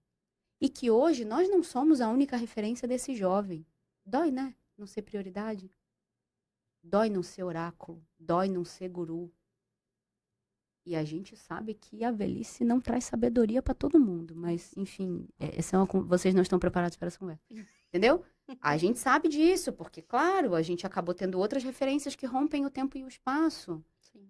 E aí, como eu costumo dizer, a gente produz um mundo climaticamente escangalhado, a gente produz o esvaziamento de garantia de direitos em muitas frentes, principalmente trabalhistas, e a gente entrega um ambiente virtual que é devassado, não tem privacidade, ainda não tem muita lei, está em construção, vai ficar em construção por muito tempo. Eu, se fosse jovem, ia estar bem preocupada. Eu que ia estar puta com a nossa geração. Eu que ia estar. Agora me responde. É isso. O que vocês fizeram isso no aí. tempo que vocês estão aí Na minha vez? Na minha vez? Agora que eu cheguei? Na minha vez essa isso merda. Aqui que vocês fizeram? Então, pra mim, tem uma coisa que é... A gente precisa ser um pouco mais humilde, né? Porque também a nossa geração e as acima, né? As mais velhas, as jovens há mais tempo, a gente também briga com esses meninos como se a gente fosse eterno, né? Sim. Ai, não, eu vou ser eterno, aí eu tenho que defender a minha visão, meu território, não sei. A gente vai morrer daqui a pouco, gente. Deixa os meninos aí resolver as coisas, entendeu? Sim. E aí, pra mim, tem um sintoma social muito interessante que é a gente não confia neles. Aí eu te pergunto assim, quem foi que criou eles? Quem foi que criou eles frágeis assim? Protegidos assim? Indo com eles em entrevista de emprego. Ah, porque também tem essa, né? O jovem está levando a mãe e o pai na entrevista de emprego. Primeiro que eu digo assim, isso não é um fenômeno novo, que eu lido com essa merda há 20 anos já, e eu ponho ordem no galinheiro do rolê. Você já presenciou isso? Muitas vezes, a vida inteira. Só que é o seguinte, a minha pergunta sempre é, esse jovem, ele amordaçou esse pai, essa mãe, jogou no porta-malha e falou, você vai comigo na entrevista! Ou foi a mãe e o pai que falou assim, ah, coitadinho, eu vou junto pra você não ficar sozinha. Então, assim, uma coisa é, vou te acompanhar. Então, por exemplo, numa das primeiras entrevistas que eu fiz em São Paulo, o meu ex-sogro foi comigo. Sim. Porque eu tava chegando em São Paulo, metrô uma loucura, etc. E uma mulher e tal, ele, né, muito pai, assim, foi muito, muito cuidadoso, né, muito protetor nesse sentido. Falou, eu só vou te acompanhar pra te ensinar como faz ali no metrô, pra você não perder muito tempo, não correr o risco de se perder e se atrasar. E fico te esperando na porta, na saída. Foi o que ele fez. Então, uma coisa é o lugar do suporte emocional no sentido limítrofe da coisa. Sim. Certo? Outra coisa, e já vivi muito também, empregado, né, funcionário e tal, o pai e a mãe queriam falar comigo. Ah, também, isso. Né? Uhum. E aí você acha que foi esse jovem que falou assim, ai, vai lá falar com ele? Não. Ou foi essa mãe e esse pai fala assim, me dá aqui que eu vou lá resolver. Isso. Aí eu falo assim, a culpa é do jovem, é a gente que tá fazendo merda. Assim, é uma conversa tão de doido. Então eu sou chamada pra falar, eu falo, gente, pra mim não tem conflito nenhum. Tem conflito nosso com a gente. Exato. Com o que a gente produziu, com o que a gente construiu, com o que a gente não proveu socialmente. As inseguranças alimentares, sanitárias, insegurança pública, violência. A gente devia estar realmente muito incomodado com a gente, não com o jovem. Mas como esse jovem, ele tem a coragem de dizer, esse horário não dá porque atrapalha a minha academia. Exato. Foi você que botou o jovem no balé, gente. Você que ensinou pro jovem que a vida não é só trabalho. Enquanto você estava trabalhando muito. E aí agora que esse jovem pode viver aquilo que você criou ele para, Sim. né? Ai, não tá bom? Ai, eu não entendo. Eu acho bem doido, assim. Então, pra mim, esse assunto não deveria nem ser um assunto. Ou deveria ser um assunto no seguinte sentido. Tá bom, produzimos aqui 6 gerações juntas. Como é que a gente vai fazer? Dando conta de todo mundo. Sim. Sem dizer que o meu jeito é o melhor. Porque claramente não é. Não é. Claramente não é. Senão o Brasil não seria, por exemplo, o país que, do analgésico ao tarja preta, mais consome remédios no mundo. Não seria o campeão na OMS de transtornos ansiosos. Não seria o campeão pela USP em depressão e burnout. Claramente a gente está fazendo alguma coisa errada. Claramente algo não está funcionando. Algo está falindo. E a gente está querendo dizer que tem que ser do nosso jeito. É muita pretensão. Vou até beber uma água, porque daqui para baixo é só ladeira abaixo. Daqui para frente é só para baixo. É só para baixo. Isso. Vamos lá. Agora eu vou falar com a pesquisadora, Ana, que tem uma ONG com uma missão, um dos temas de saúde mental e tem um nicho de gênero. Aonde fecha essa porta? Aonde cuida dessas pessoas? Aonde sensibiliza quem não tá vendo o mal que tá construindo? E aí, não tô personificando, tá? Esse ambiente doentio, que hoje a gente aponta o dedo para as corporações, mas não é só. O que a gente consegue fazer? De que forma que a gente consegue se posicionar? Primeiro, decidindo as nossas posturas éticas individuais. Então, eu não sou a pessoa que vai dizer, você pode tudo. Aliás, também, ranço mais, né? Você pode. E eu cresci com a Xuxa dizendo querer, poder e conseguir, né? Lua de cristal. Pois é. Poxa. Mas você é branquinha lourinha, né, linda? Pra mim era um pouco mais difícil. Mas, ó... Pra mim era um pouco mais difícil. Olha o arquétipo como desconstrói. O arquétipo desconstrói. Eu digo... Porque eu paguei minha faculdade jogando futebol, sabe? Eu não venho dessa família que o meu arquétipo aqui constitui. Mas a Xuxa, pra mim, ela tem muito esse papel, assim, pode, vai, é difícil, mas vai, né? Sim. Bem lua de cristal. Mas é todo mundo branco, louro de olho claro, né? Exatamente. Então, poder, sendo branco, louro de olho claro, sem deficiência física, é um pouco mais fácil do que querer tendo outros marcadores sociais. E isso não é sobre se vitimizar. Se tiver alguém aqui ouvindo que for lá dizer, mas olha, nem sei o que eu faço. Bom, então assim, por onde é que a gente começa? A gente começa pelas posturas éticas individuais, porque ao fim e ao cabo, Fê, a gente só pode mexer na gente mesmo. Sim. A verdade é essa. Principalmente quando a gente fala de curto prazo, curto, médio prazo. E aí tem uma outra coisa também que desalinha muito meus chakras, que é assim, eu tô me conhecendo, né? As pessoas de 40 anos falam, eu tô me conhecendo. Eu falo, gente, ótimo, a gente vai se conhecer até morrer, tá tudo certo. Mas aí você passa 20 anos se conhecendo e no final você fala assim, que bosta, não gostei. Você faz o quê? Não, assim, você faz o quê? Depois de 20 anos. Entendeu? Então, por que enquanto você não se conhece, você não decide a pessoa que você quer ser, e aí você vai se construindo e não só se conhecendo? Sim. Porque é fácil, né? É fácil ouvir numa relação assim, baseada em fatos reais, né? Como tudo na minha vida. É fácil. Esse é o jeito que eu sou. Que merda, hein? Síndrome da Gabriela, né? Não, com Zagalo que eu digo. Eu nasci assim, eu vivi assim, eu vou morrer assim, vocês vão ter que me engolir. Eu sempre digo nas minhas aulas, não dá pra ser Gabriela com Zagalo, pelo amor de Deus. Claro que, principalmente quando a gente fala de mulheres, tem um pedaço nosso que a gente veio aprendendo a proteger, né? Alguma integridade que a gente veio aprendendo a preservar, para estabelecer limites também, mas o ser humano é um ser humano gregário, então conviver, e principalmente conviver em laços afetivos mais profundos, vai demandar, né? Vai exigir, vai recrutar dentro da gente as capacidades de negociação, de escuta, de cessão. O problema é como é que a gente equilibra isso, que demandas são essas, né, e tudo mais. Então, para mim, a coisa do se conhecer, assim, também é um negócio que você tá 30 anos ali, você sabe. Entendeu? Dos 30 pra frente, você se constrói. Sim. Então, o que que eu quero ser dentro daquilo que eu sou? Então, veja, se eu quiser ser a quietinha, bonitinha, assim, docinha, não dá. Não dá. Não é possível. Porque tem um negócio aqui. Mas, em lugares em que essa roupa é bem-vinda, posso vestir também, não tem problema, né? Para alcançar outras coisas, para fazer, né, outras conexões, etc. Outra coisa é você sustentar uma vida Sim. que não condiz com aquilo que pulsa dentro de você. E isso é um grande vetor de sofrimento. Então, para começar, posturas éticas. Por exemplo, dentro do meu propósito, dividido em dois aí, na segunda parte, de tentar facilitar a vida dos outros, né, e de não ser um peso para o mundo, eu tomei uma decisão que é: ninguém perto de mim vai sofrer violência. De nenhuma parte do espectro.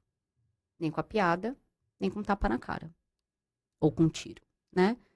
Obviamente, a gente vai tomando algumas decisões a partir também do quanto de risco envolve, exige, etc. Mas eu tô falando das condições normais de temperatura e pressão no ambiente de trabalho. Sim. Então, essa decisão me leva para o seguinte lugar: ninguém nunca vai violentar você perto de mim. Dentro das minhas possibilidades de interrupção da violência. Que no mercado de trabalho tem a ver com a fala, tem a ver com o confronto, às vezes com a pedagogia do constrangimento, né? Que é muito Bem boa. velada.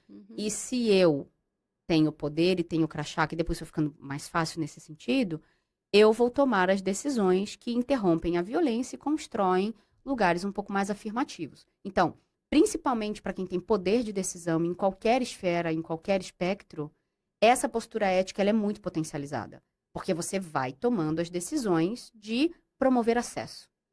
Então, eu não posso ouvir, como eu já ouvi uma vez, eu não posso ouvir que assim, as mulheres são tão boas quanto, não tem que ter cota, porque as mulheres têm que ter capacidade. Amado, a gente estuda 12,8 anos a mais.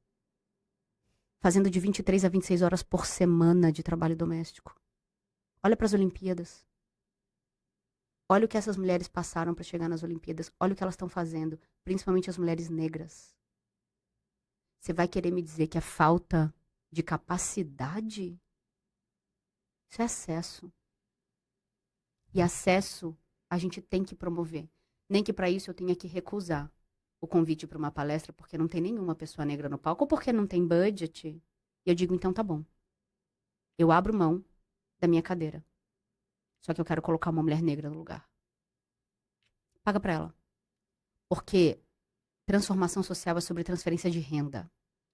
Então não peça desconto para uma empreendedora, mãe solo, principalmente se ela for negra. Contrate mulheres, serviços de mulheres que estejam nessas condições maiores de vulnerabilidade social. Transfiram dinheiro, transfiram renda para que os acessos se tornem possíveis. Então, eu sempre ensino, né, lá no MBA, que é um combinado de redução de danos com transformação social. Então, a gente vai promover comportamentos que vão reduzir os danos. Outra coisa também, e devia ser um episódio, o nome desse episódio tinha que ser ranço, né? A empatia.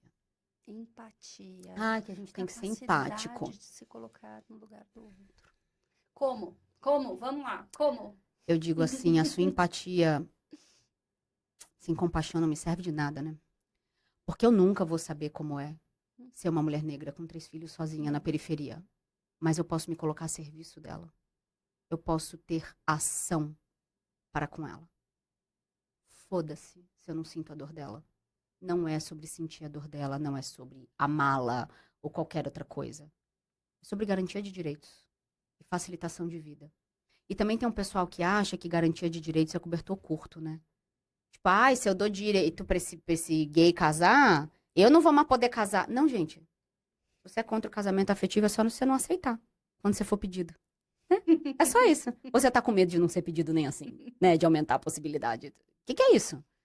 Então, dar garantias para um grupo não significa tirar de outro. Não é essa a lógica da escassez. Só que garantia de direitos passa por reconhecimento de deveres, que pouca gente fala sobre. Então, quando eu falo de sustentar postura ética, eu estou falando de reconhecer deveres. Quais são os seus deveres sociais? Porque viver é político, né? Não é essa política partidária de merda que a gente faz no Brasil, não. Viver é político.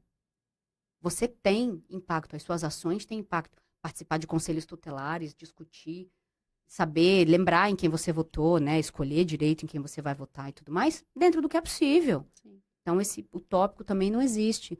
Então, posturas éticas individuais, se você senta numa cadeira de poder, é tomar as decisões que vão promover acesso.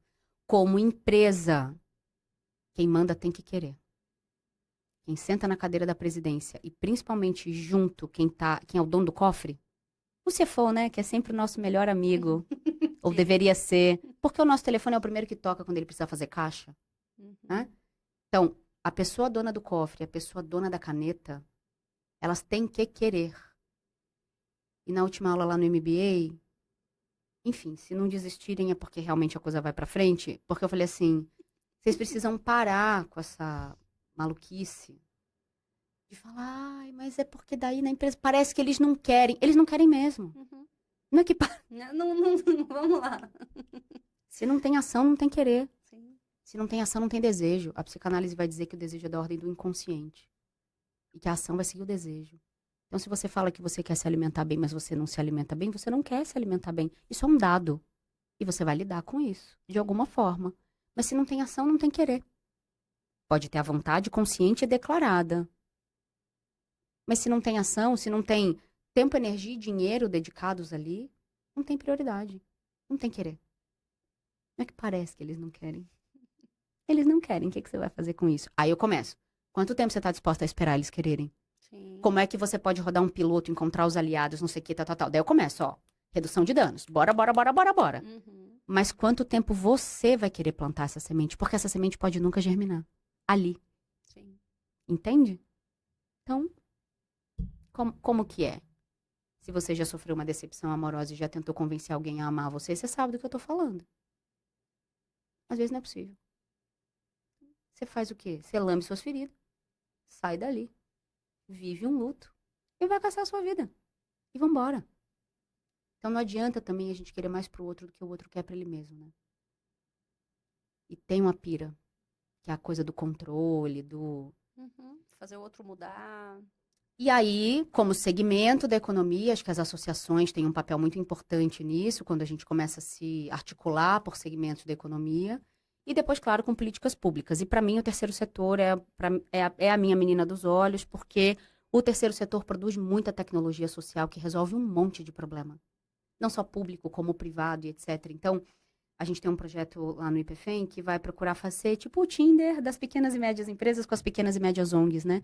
Para que a gente comece a discutir a articulação de fomento e incentivo para desenvolvimento institucional. Não para projeto. Tá. Mas toda ONG precisa ter financeiro. Enfim, RH, né? A estrutura precisa acontecer, precisa pagar imposto, prestação de contas e tudo mais. E o dinheiro para isso não é muito, né? Principalmente para as pequenas e médias. Então a gente vai por esse caminho, porque essas pequenas e médias, por exemplo, elas formam meninas pretas na área de tecnologia. A minha irmã é uma delas, que hoje trabalha num grande banco como programadora. Então, promoção de acesso deveria ser uma prioridade de todo mundo, em qualquer esfera. Sim. Não para as minorias, porque a gente não chama mais de minoria, a gente chama de grupos subrepresentados. Porque 53% da população não é minoria, né, gente? Uhum. É a minoria onde? Uhum. É a minoria. Na tua realidade, né? Exatamente. Grupos subrepresentados. Então, a gente resolve desse jeito. Mas eu queria terminar dizendo que a gente resolve tendo pressa. Porque pra gente que não tá com a bota do policial no pescoço, é fácil ser só pacífico e não ter pressa. É fácil falar assim, ai, eu ouço muito assim, como você aguenta? Eu não conseguiria, geralmente pessoas brancas, né? Eu diria, é que pra gente é fácil não conseguir, né? A gente volta pro quentinho protegido, Uhum. a gente não é seguido na farmácia achando que a gente tá roubando alguma coisa, né? Então, tranquilo pra você. Que bom que você dorme em paz. Aí eu já vou no Pau. pedagogia do constrangimento. Uhum. Que bom que você dorme em paz. Eu não consigo, mas assim, a pessoa fala, ai, descansa, militante. Eu nem sou tão militante, tão chata assim, né? Só um pouquinho. Eu digo, gente, assim, vocês param de matar a gente que eu paro de militar. Eu também moro nas Ilhas Caimã. Meu filho mora lá. Eu queria estar no Caribe, tomando sol, porque eu não sou besta. Aí vocês ficam matando a gente tem que vir aqui militar. Então, assim, é que nem casamento. Quando o marido fala, você não vai parar de brigar comigo? Eu perguntava, você não vai parar de merecer? Que é fácil olhar só pra reação, né? Sim. É fácil classificar somente a reação. E aí você fala, ô, gente. Mas enfim, gosto de homem, sou, né, caso com homem, sou hétero, monogâmica, drogas pesadíssimas, eu tava falando, né? Essa revolução eu não vou entregar, não. Porque eu sou uma princesa da Disney, né? E a nossa geração é a geração da cisão, né?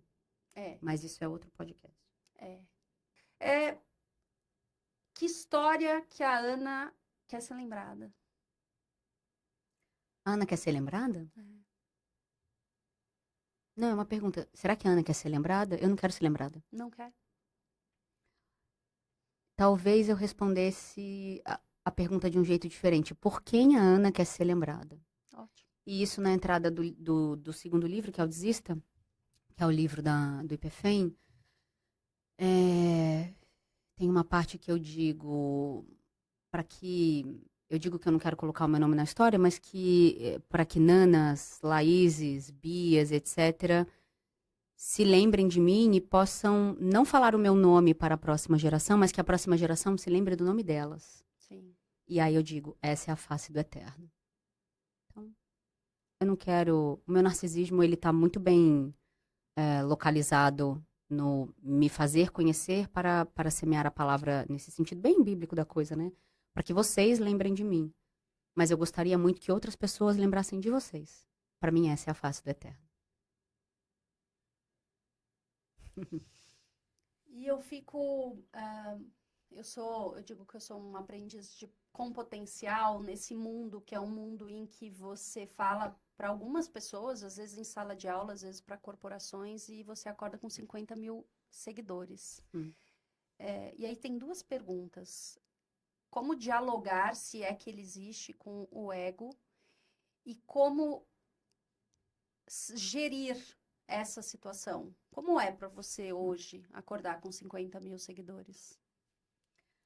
Eu tô um pouco emocionada pela resposta anterior. Foi forte, né? Foi demais. O corpo sentiu bastante. Essa também é uma pergunta muito boa que nunca me fizeram. Por isso que toda vez que eu penso em fechar a agenda e não ficar aceitando convite para ir nos lugares, eu sei que não vai acontecer, porque eu vou nos lugares e tanta coisa acontece, né? Eu vou só abrir um parênteses para aproveitar esse momento. Eu já sigo há um tempo, a Ana, ela sabe disso, e eu, da forma mais humilde possível, mandei uma mensagem para ela, né? Eu acho que foi pelo Insta. Foi pelo Insta. E mandei como uma fã, né? Esse lugar meio idealizado, né? Que as pessoas colocam a gente. E aí eu falei, nossa, que autenticidade, né? Eu tenho muito para aprender e mandei mensagem. Ela não só me respondeu muito rápido, como mandou o celular dela e hoje ela tá aqui. A gente nunca tinha se visto, né? Olha eu não sei dizer, hoje eu posso dizer que existem conexões para mim divinas, né? Mas é isso que passa muito na minha cabeça. Como, né? Como que é lidar com isso, Ana? Você realmente, na rua, as pessoas devem falar com você te conhecendo muito. Tem uma das coisas que eu peço pro alto, eu chamo de alto que é para caber para todo mundo, né? Da melhor forma. Uma das coisas que eu peço pro alto é a capacidade de reconhecer. Só isso. Assim. Reconhecer o que é bom, reconhecer o que não é bom, reconhecer quando eu tenho que ir, reconhecer quando eu tenho que não ir. E eu reconheço de muitas formas e, assim, também peço ali uma ajudinha pra, sabe, se não for, dá uma dificultada no negócio. Um tropeço, uma lombadinha. Tira do caminho que a gente chama de livramento, né? Mas também tem muito o compromisso com essa palavra. Eu costumo dizer que não adianta eu querer falar se não tem ninguém que queira me ouvir, né? Você já deve ter ouvido eu falar isso muitas vezes, porque é isso. Se eu quiser falar, mas não tiver ninguém que queira me ouvir, não adianta muita coisa. Mas, vou responder a sua pergunta. A primeira vez que eu viralizei foi no IPFEM, né? Mas não tinha minha cara. Como eu comentei lá dos 6.138 pedidos de terapia. Então, naquele momento, eu interrompi todas as atividades online do IPFEM e me concentrei em atender aquelas pessoas. E aí o IPFEM perdeu seguidor pra caramba, tá, não sei o quê, e agora que a gente tá voltando de novo.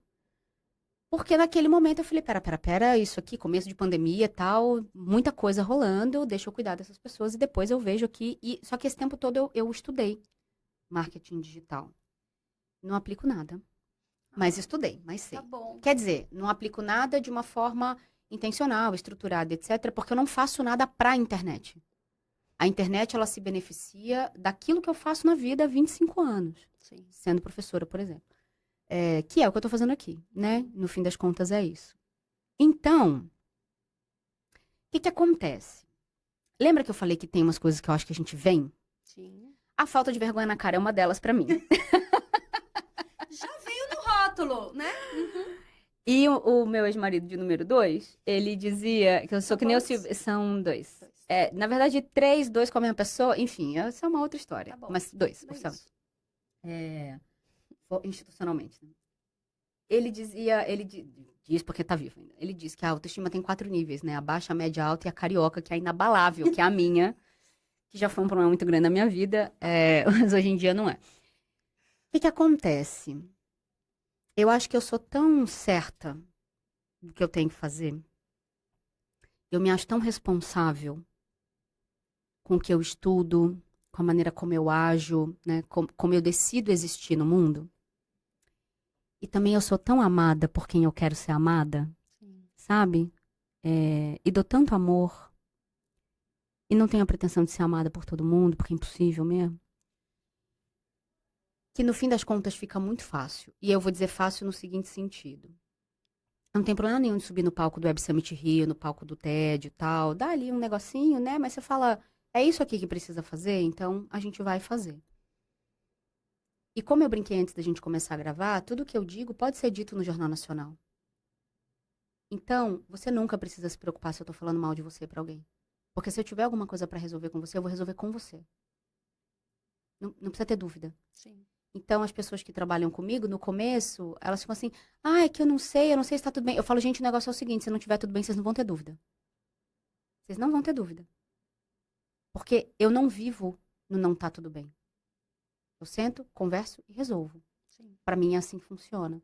Então, pra mim a internet, ela é... Eu já fui kardecista, né? Muitos anos da minha vida, de estudar e tal. Pra mim a internet é a nossa vida desdobrada. Meio nosso lar, assim. Né? Então a gente tá vivendo aqui, nossos Instagrams estão acontecendo em algum lugar. Sim. Nossos LinkedIns. Exato. A gente pode desligar aqui e a gente pode nem existir mais lá. Sim. Pai, foi cancelado, acabou. Acabou, entendeu?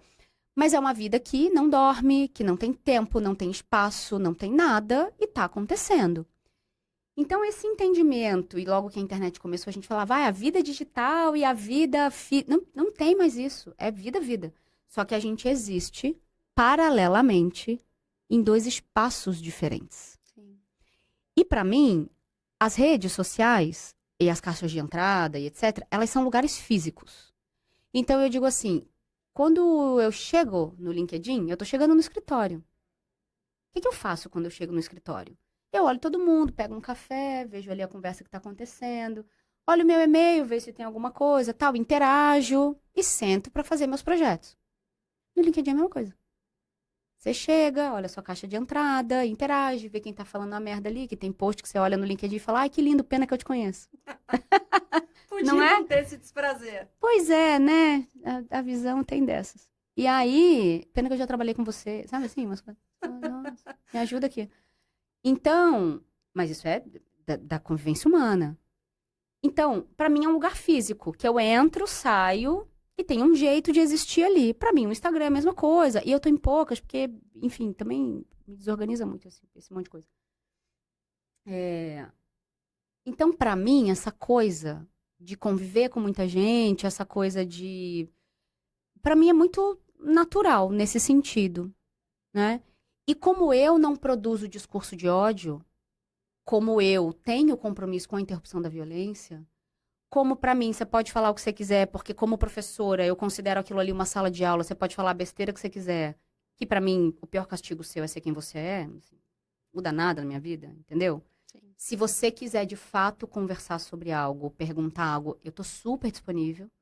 Se você quiser só agredir, tem até uns comentários que às vezes dão um azar de eu estar no táxi, né, no aeroporto e tal, daí eu Sim. falo, vou responder. Eu tenho alguns comentários que eu falo, se você quer só me agredir, você vai brigar sozinho, assim. E eu não discuto com quem estuda pouco, né? Se você quiser me dizer como você se sente ou o que você acha, eu vou super ouvir e vou respeitar. Sim. Mas eu não vou discutir com você. Primeiro porque eu não quero te convencer de nada.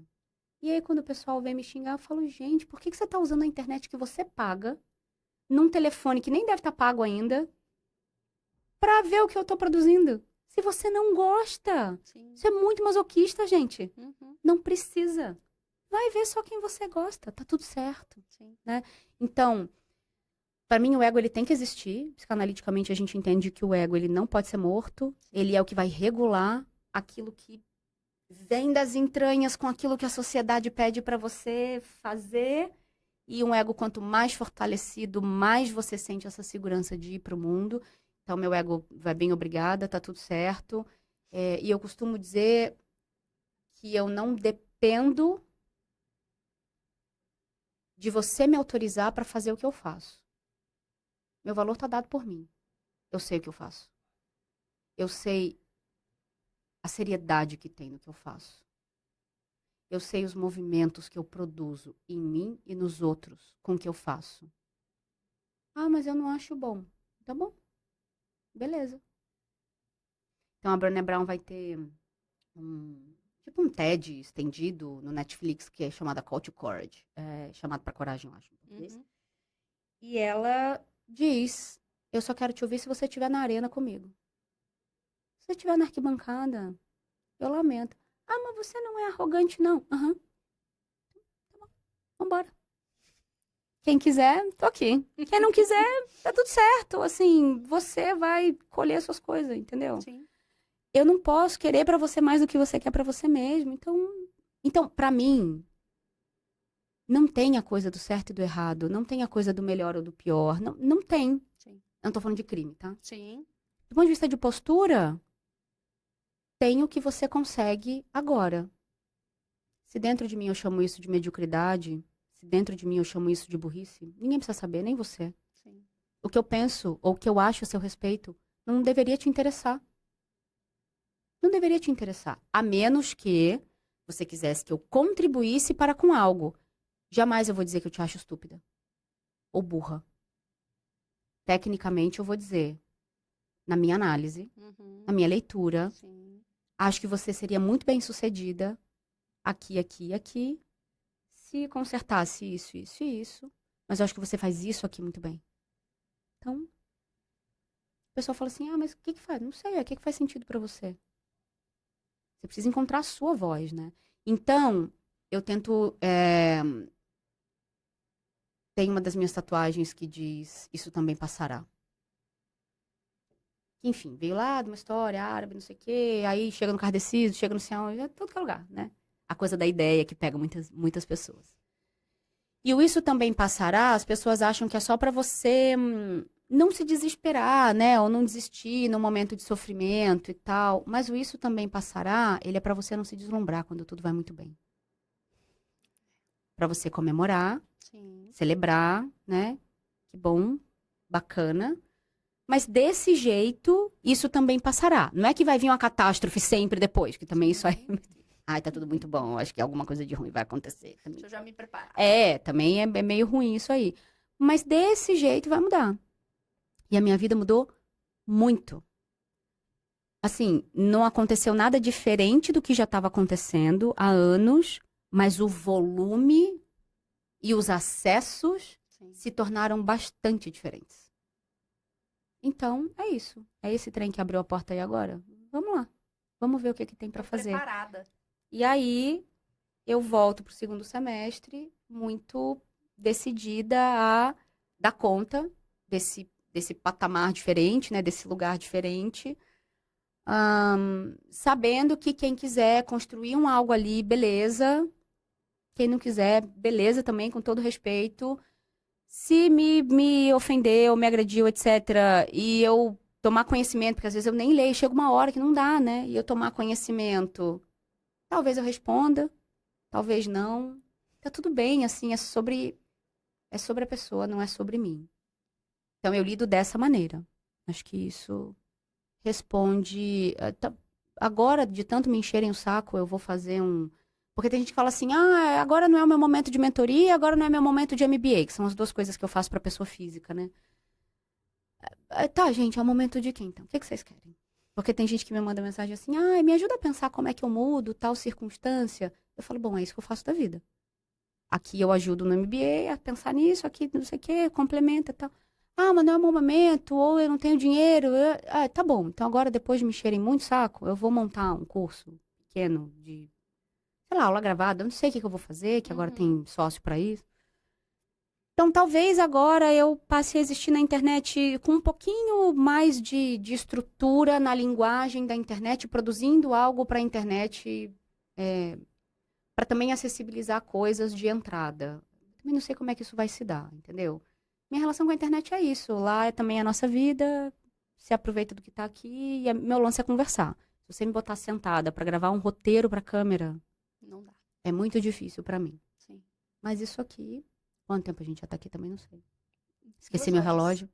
2 horas. Ah, Que que incrível. incrível, né? Excelente. Sei, pois é. Não sei como se constrói, enfim. O tempo comigo passa diferente. Passa diferente. O tempo comigo passa diferente. Real. Mais uma aqui que escreve embaixo, é fato.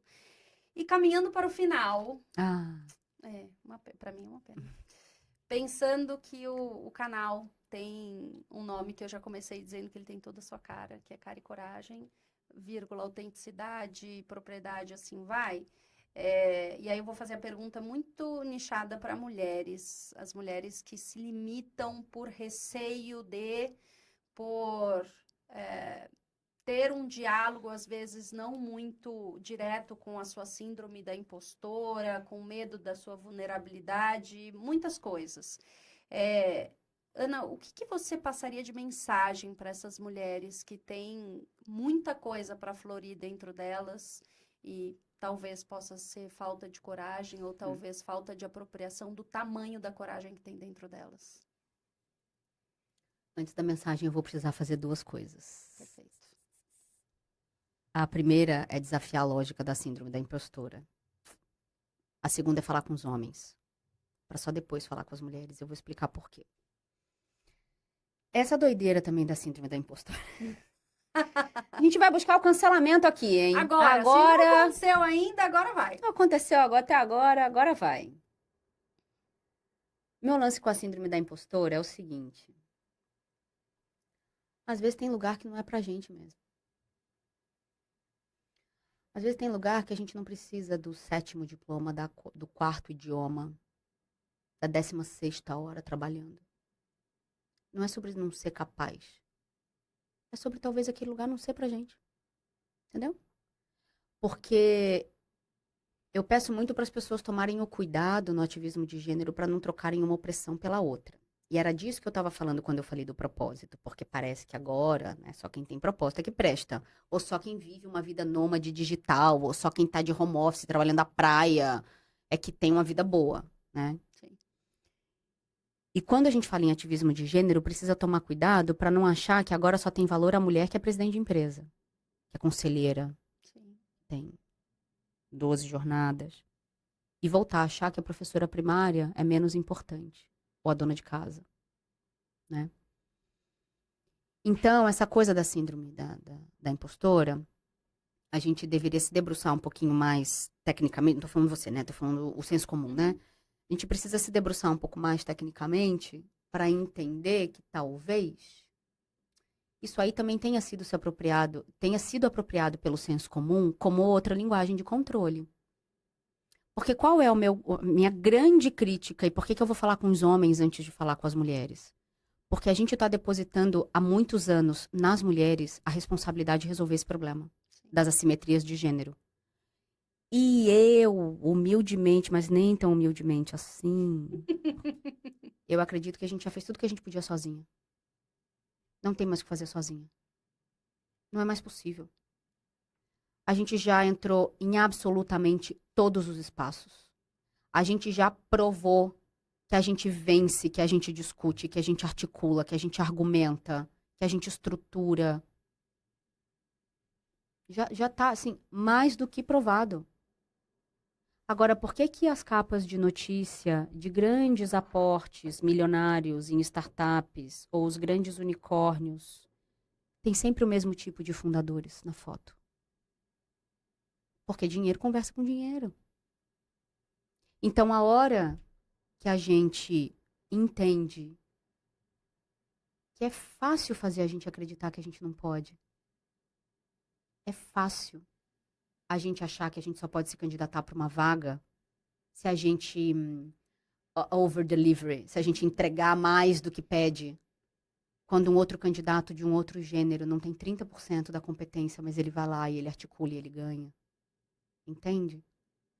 Então, não é só sobre a gente. Mas fizeram acreditar também que é só sobre a gente. A gente pode muito, mas a gente não pode tudo, sozinha. Então, eu queria começar desafiando essa lógica da síndrome da impostora, porque muitas vezes não é sobre a gente não ter capacidade, é sobre talvez a gente ter que andar com aquilo que a gente tem naquele momento, que já é bom pra caramba. Não vou falar o palavrão pior, esse eu vou deixar pra depois. Já é muito bom. Já é excelente, é muito mais. Então, quando falam assim, a Rebeca Andrade levou a prata, né? Antes dela ganhar o ouro, a Rebeca Andrade levou a prata. E aí eu falei pra algumas pessoas assim, a gente ia montar uma tabela com os recursos que ela tem e que a Simone Biles tem. Com certeza. Porque a gente tá comparando laranja com maçã. Não é comparável. Sim. O feito dela, da Bia do judô, assim, o feito delas é muito diferente.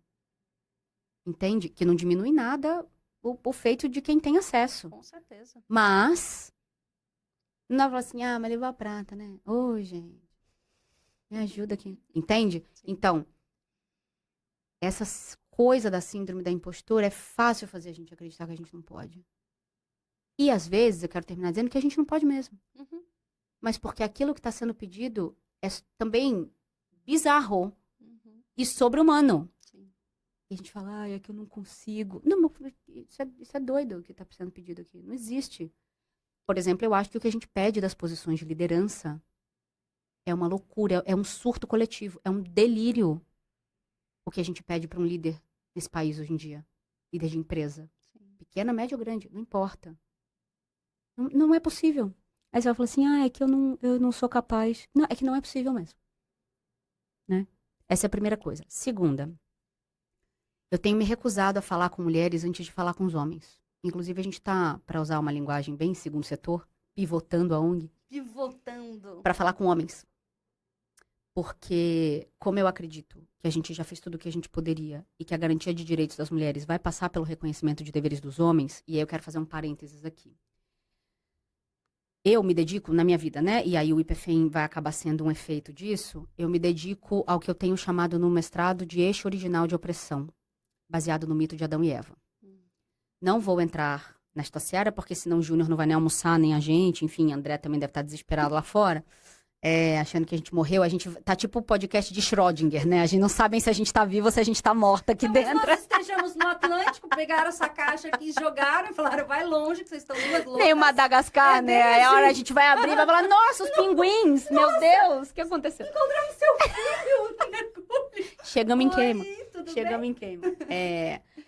E porque a gente, quando eu olho para o eixo original de opressão, né, e para os papéis sociais e para as construções sociais decorrentes das religiões que fundam o Ocidente, a gente entende o que acontece no mercado de trabalho, a gente entende o que acontece em casa e tal, discutindo religião, tecnicamente, né, sem juízo de valor. Minha formação é católica, é cristã, eu pesquiso o campo evangélico, enfim, então tem uma série de articulações aqui. E por que eu não posso deixar de falar com os homens? Porque eu estou muito cansada de pedirem para eu ensinar as mulheres a melhorarem, a se consertarem, a se protegerem, a lidarem com as coisas. E não tem ninguém falando com os homens sobre não atravessar a gente. Não tem ninguém discutindo com os homens o que eles não podem mais fazer. Articulando compromisso. Eu não quero saber se eles concordam. Eu não quero que eles gostem de mim. Eu quero que eles parem de me matar. Então, articular a garantia de direitos, em princípio, não é sobre afeto. Então, quando tem a coisa da piada, né, as piadas homofóbicas, as piadas misóginas, etc., eu escuto que a gente tá muito de mimimi, né, que esse mundo ficou muito chato. Nossa! Eu tenho um jeito muito, muito ok de lidar com isso. Eu deixo a pessoa falar e eu pergunto por que a sua diversão é maior do que a minha chateação. Se você conseguir me explicar isso, eu paro de pedir pra você parar. Por que você se divertir é mais prioritário, é mais importante, ou é mais relevante, ou tem o direito garantido, que te dá o direito de me machucar? Por quê? Obviamente, essa pergunta não encontra resposta que não seja na mediocridade, e a pessoa assumir a Exatamente. violência dela, a pessoa fala, nossa, é mesmo. E aí me dá a oportunidade de dizer, você não precisa gostar de mim, você não precisa concordar. Eu tô te dizendo que isso me machuca. O mínimo que você poderia fazer é não repetir. Então, a hora que a gente, de fato, começa a falar com os homens, no sentido de articular o compromisso, a gente, de fato, e que eles decidem também abrir mão dos privilégios de muitos deles para promover acesso, ou quando eles decidem que perto deles ninguém vai sofrer violência. Porque tem gente que fala assim, se eu pego esse estuprador, eu mato na porra. Mata nada! Mata nada! Tu não para teu brother no WhatsApp. Entendeu? Uhum. Você não interrompe pornografia no jogo de futebol. Assim, sabe? Sim. Mata nada! Essa macheza toda, não mata. Entendeu? Sim. Então, de novo, é a ação que vai contar pra gente o que tem ali. Ah, mas aí eu vou ficar o chato do rolê. E eu tô sendo morta. Uhum. Então, entre você ser o chato do rolê e eu ser morta... E outra coisa também. Não precisa pensar que é sua mãe, sua filha, sua namorada, né? Ai, pensa que... Não precisa. Eu deveria estar sendo protegida por ser uma pessoa. Sim. Principalmente por ser uma mulher. Uhum. E se a gente esticar um pouquinho essa conversa, eu, inclusive, digo pra eles que a violência é um monopólio do masculino. Quando você vê guerra, crise ambiental, encarceramento, suicídio, assassinato. Então, a estrutura que a gente inventou de viver, ela mata todo mundo. Só que homem ela mata sim, e mulher ela mata sim, porque esse pedaço quem tá matando a gente é o homem. Então, veja, não é que eu tô dizendo que tá tudo lindo e maravilhoso, que a sua vida é ótima. Inclusive, acho que também tem na Netflix, The Mask You Live In, a máscara que você habita, a pele que você... Enfim, tem um documentário que eu vou pegar pra te mandar, que é sobre a construção do masculino, que é muito complexo. É muito complexo. Por lógica religiosa inconsciente. Entendeu? Nossa, sim. Então, o jeito que a gente vive mata todo mundo. Se os homens não estão incomodados de também estarem morrendo, a gente realmente tem uma conversa para ter. Porque às vezes eu escuto assim, se o homem não estiver lá, quem vai te defender? Eu falo, defender do quê? Se o homem não estiver lá, não tem ninguém para me atacar. Sim, precisa me defender do quê? Sei, não entendi isso. Pode voltar? Dá mais exemplo. Vai me defender do urso? Teve a polêmica aí na internet, né? Você prefere encontrar, você viu essa? Você prefere encontrar um urso ou um homem? Cara, geral dizendo um urso. O máximo que ele vai fazer é, sei lá, me matar. Nossa. Isso não conta alguma coisa sobre como a gente tá se relacionando, não? E aí a pergunta que eu ouço muito é, nossa, como é que você consegue continuar se relacionando com um homem, né? Porque tem uma discussão no ativismo que são as heterossexuais da nossa idade que sustentam relacionamentos heteronormativos, heterossexuais e heteronormativos. Eu digo, gente, se a opção sexual existisse, a mulher hétero não era hétero, né? Vamos começar assim, né? Já entender de cara. Segundo que eu não posso desconsiderar o fato como eu fui criada também. Eu sou a princesa da Disney, mas não é a Moana, a Valente. Não, é a Bela Adormecida, né? É ser beijada dormindo, né? Ter um... Sabe assim... Jardim. sabe, ser explorada. E que a conversa termina com felizes para sempre. Esse homem num cavalo branco, esse homem sem barriga, né? Branco sempre. Chegando para me salvar. Olha isso. Que lindo. Isso é religioso. Demais. Demais. Então, essa mulher que só vai ter valor a partir do homem que a escolhe, né? E aí, eu não posso desconsiderar que isso é muito forte dentro de mim. Então, pode não ser o melhor jeito de se relacionar, a melhor forma, mas aí sim é o que eu sou. Eu vou construir um jeito não sofrível na medida do possível de viver isso. Mas eu não tenho escolha. A escolha de ficar sozinha, pra mim, ela é mais difícil do que uma tentativa de relacionar. Porque, para mim, é no relacionamento afetivo monogâmico, aí eu sou discípula do professor Renato Barbosa, para mim é nesse tipo de relacionamento que a gente avança muito. O relacionamento afetivo, para mim, não é para ser só gostosinho, só bacana. Sim. Porque é de uma coragem você se entregar e dar acessos, etc., tão grande, que isso faz você tão melhor se você encontra outra pessoa decente, né? Que daí tá um pouco mais difícil, Importante. com algum lastro, né? Algum letramento. Então, essa revolução eu não vou entregar. Eu estudo sobre outros modelos de relacionamento, trato, sou terapeuta de casal, etc., mas eu não vou entregar. E o que eu digo para as pessoas é, eu não tenho como abrir mão disso, do desejo nesse sentido, desejo sexual, afetivo, etc. E, gente, eu tenho 2 filhos homens, como é que eu vou dizer para eles que eu não acredito neles? Como é que eu posso produzir um discurso de violência contra o masculino, sendo eu a pessoa que quer interromper a violência? Não faz o menor sentido. Então, se eu estou falando de interromper a violência, eu vou interromper a violência de tudo. Se outras mulheres mais machucadas precisam ter esta postura de enfrentamento e separação, eu também vou acolhê-las e vou fazer por elas aquilo que elas não querem fazer. E o ativismo precisa de todo mundo, tá tudo certo. Mas se para mim faz sentido promover conciliação e ponte, é com esse homem que eu quero falar. E a gente vai assumir um compromisso de falar com 1.000 homens que mandam até 2030. Fundadores, presidentes, conselheiros, CEOs, CFOs, herdeiros. Herdeiro de dinheiro, viu? Porque herdeiro de dívida, trauma e doença, todo mundo é, né? Herdeiro de dinheiro, a gente tá falando aqui. É dinheiro, de preferência. Entendeu? Uhum. É com eles que a gente precisa começar a conversar. Não para convencê-los, ou para dizer que eles são péssimos. Sim. Porque a gente precisa também assumir que eles estão em sofrimento, né? De alguma maneira. E aí sim, eu vou deixar uma mensagem para as mulheres. Agora sim, finalmente, Júnior, talvez esteja acabando. Não sei, não garanto. Eu diria para que, dentro da possibilidade de cada uma, primeiro que a gente não se abandonasse. Porque o livro Desista começa com essa pergunta, né? Que começou a minha palestra lá do TED. Quem vale o preço de você se abandonar? E, em geral, eu escuto filho, eu digo, ninguém. Porque quando você se abandona, o filho também sente. E você não consegue ser a melhor coisa para ele. Então, eu começaria pedindo para que não se abandonassem.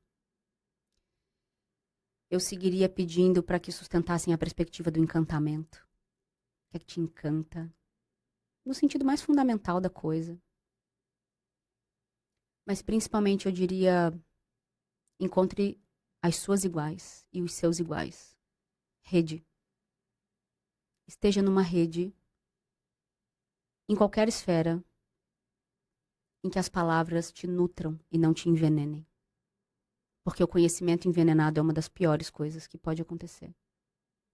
Então, encontre os espaços de afeto para sustentar a perspectiva do encantamento. Eu diria isso. Que lindo. Ana, onde as pessoas te encontram? Ah, eu não quero ser encontrada, não. Ah, vai querer. Tem gente que fala assim, você precisa conhecer tal pessoa. Eu falo, eu quero desconhecer pessoas, eu não quero conhecer mais Eu tô ninguém. deixando de seguir. Para de me seguir. Tô deixando. Não, falando sério. No Ana Tomazelli Oficial, com Z e 2 L's no Instagram.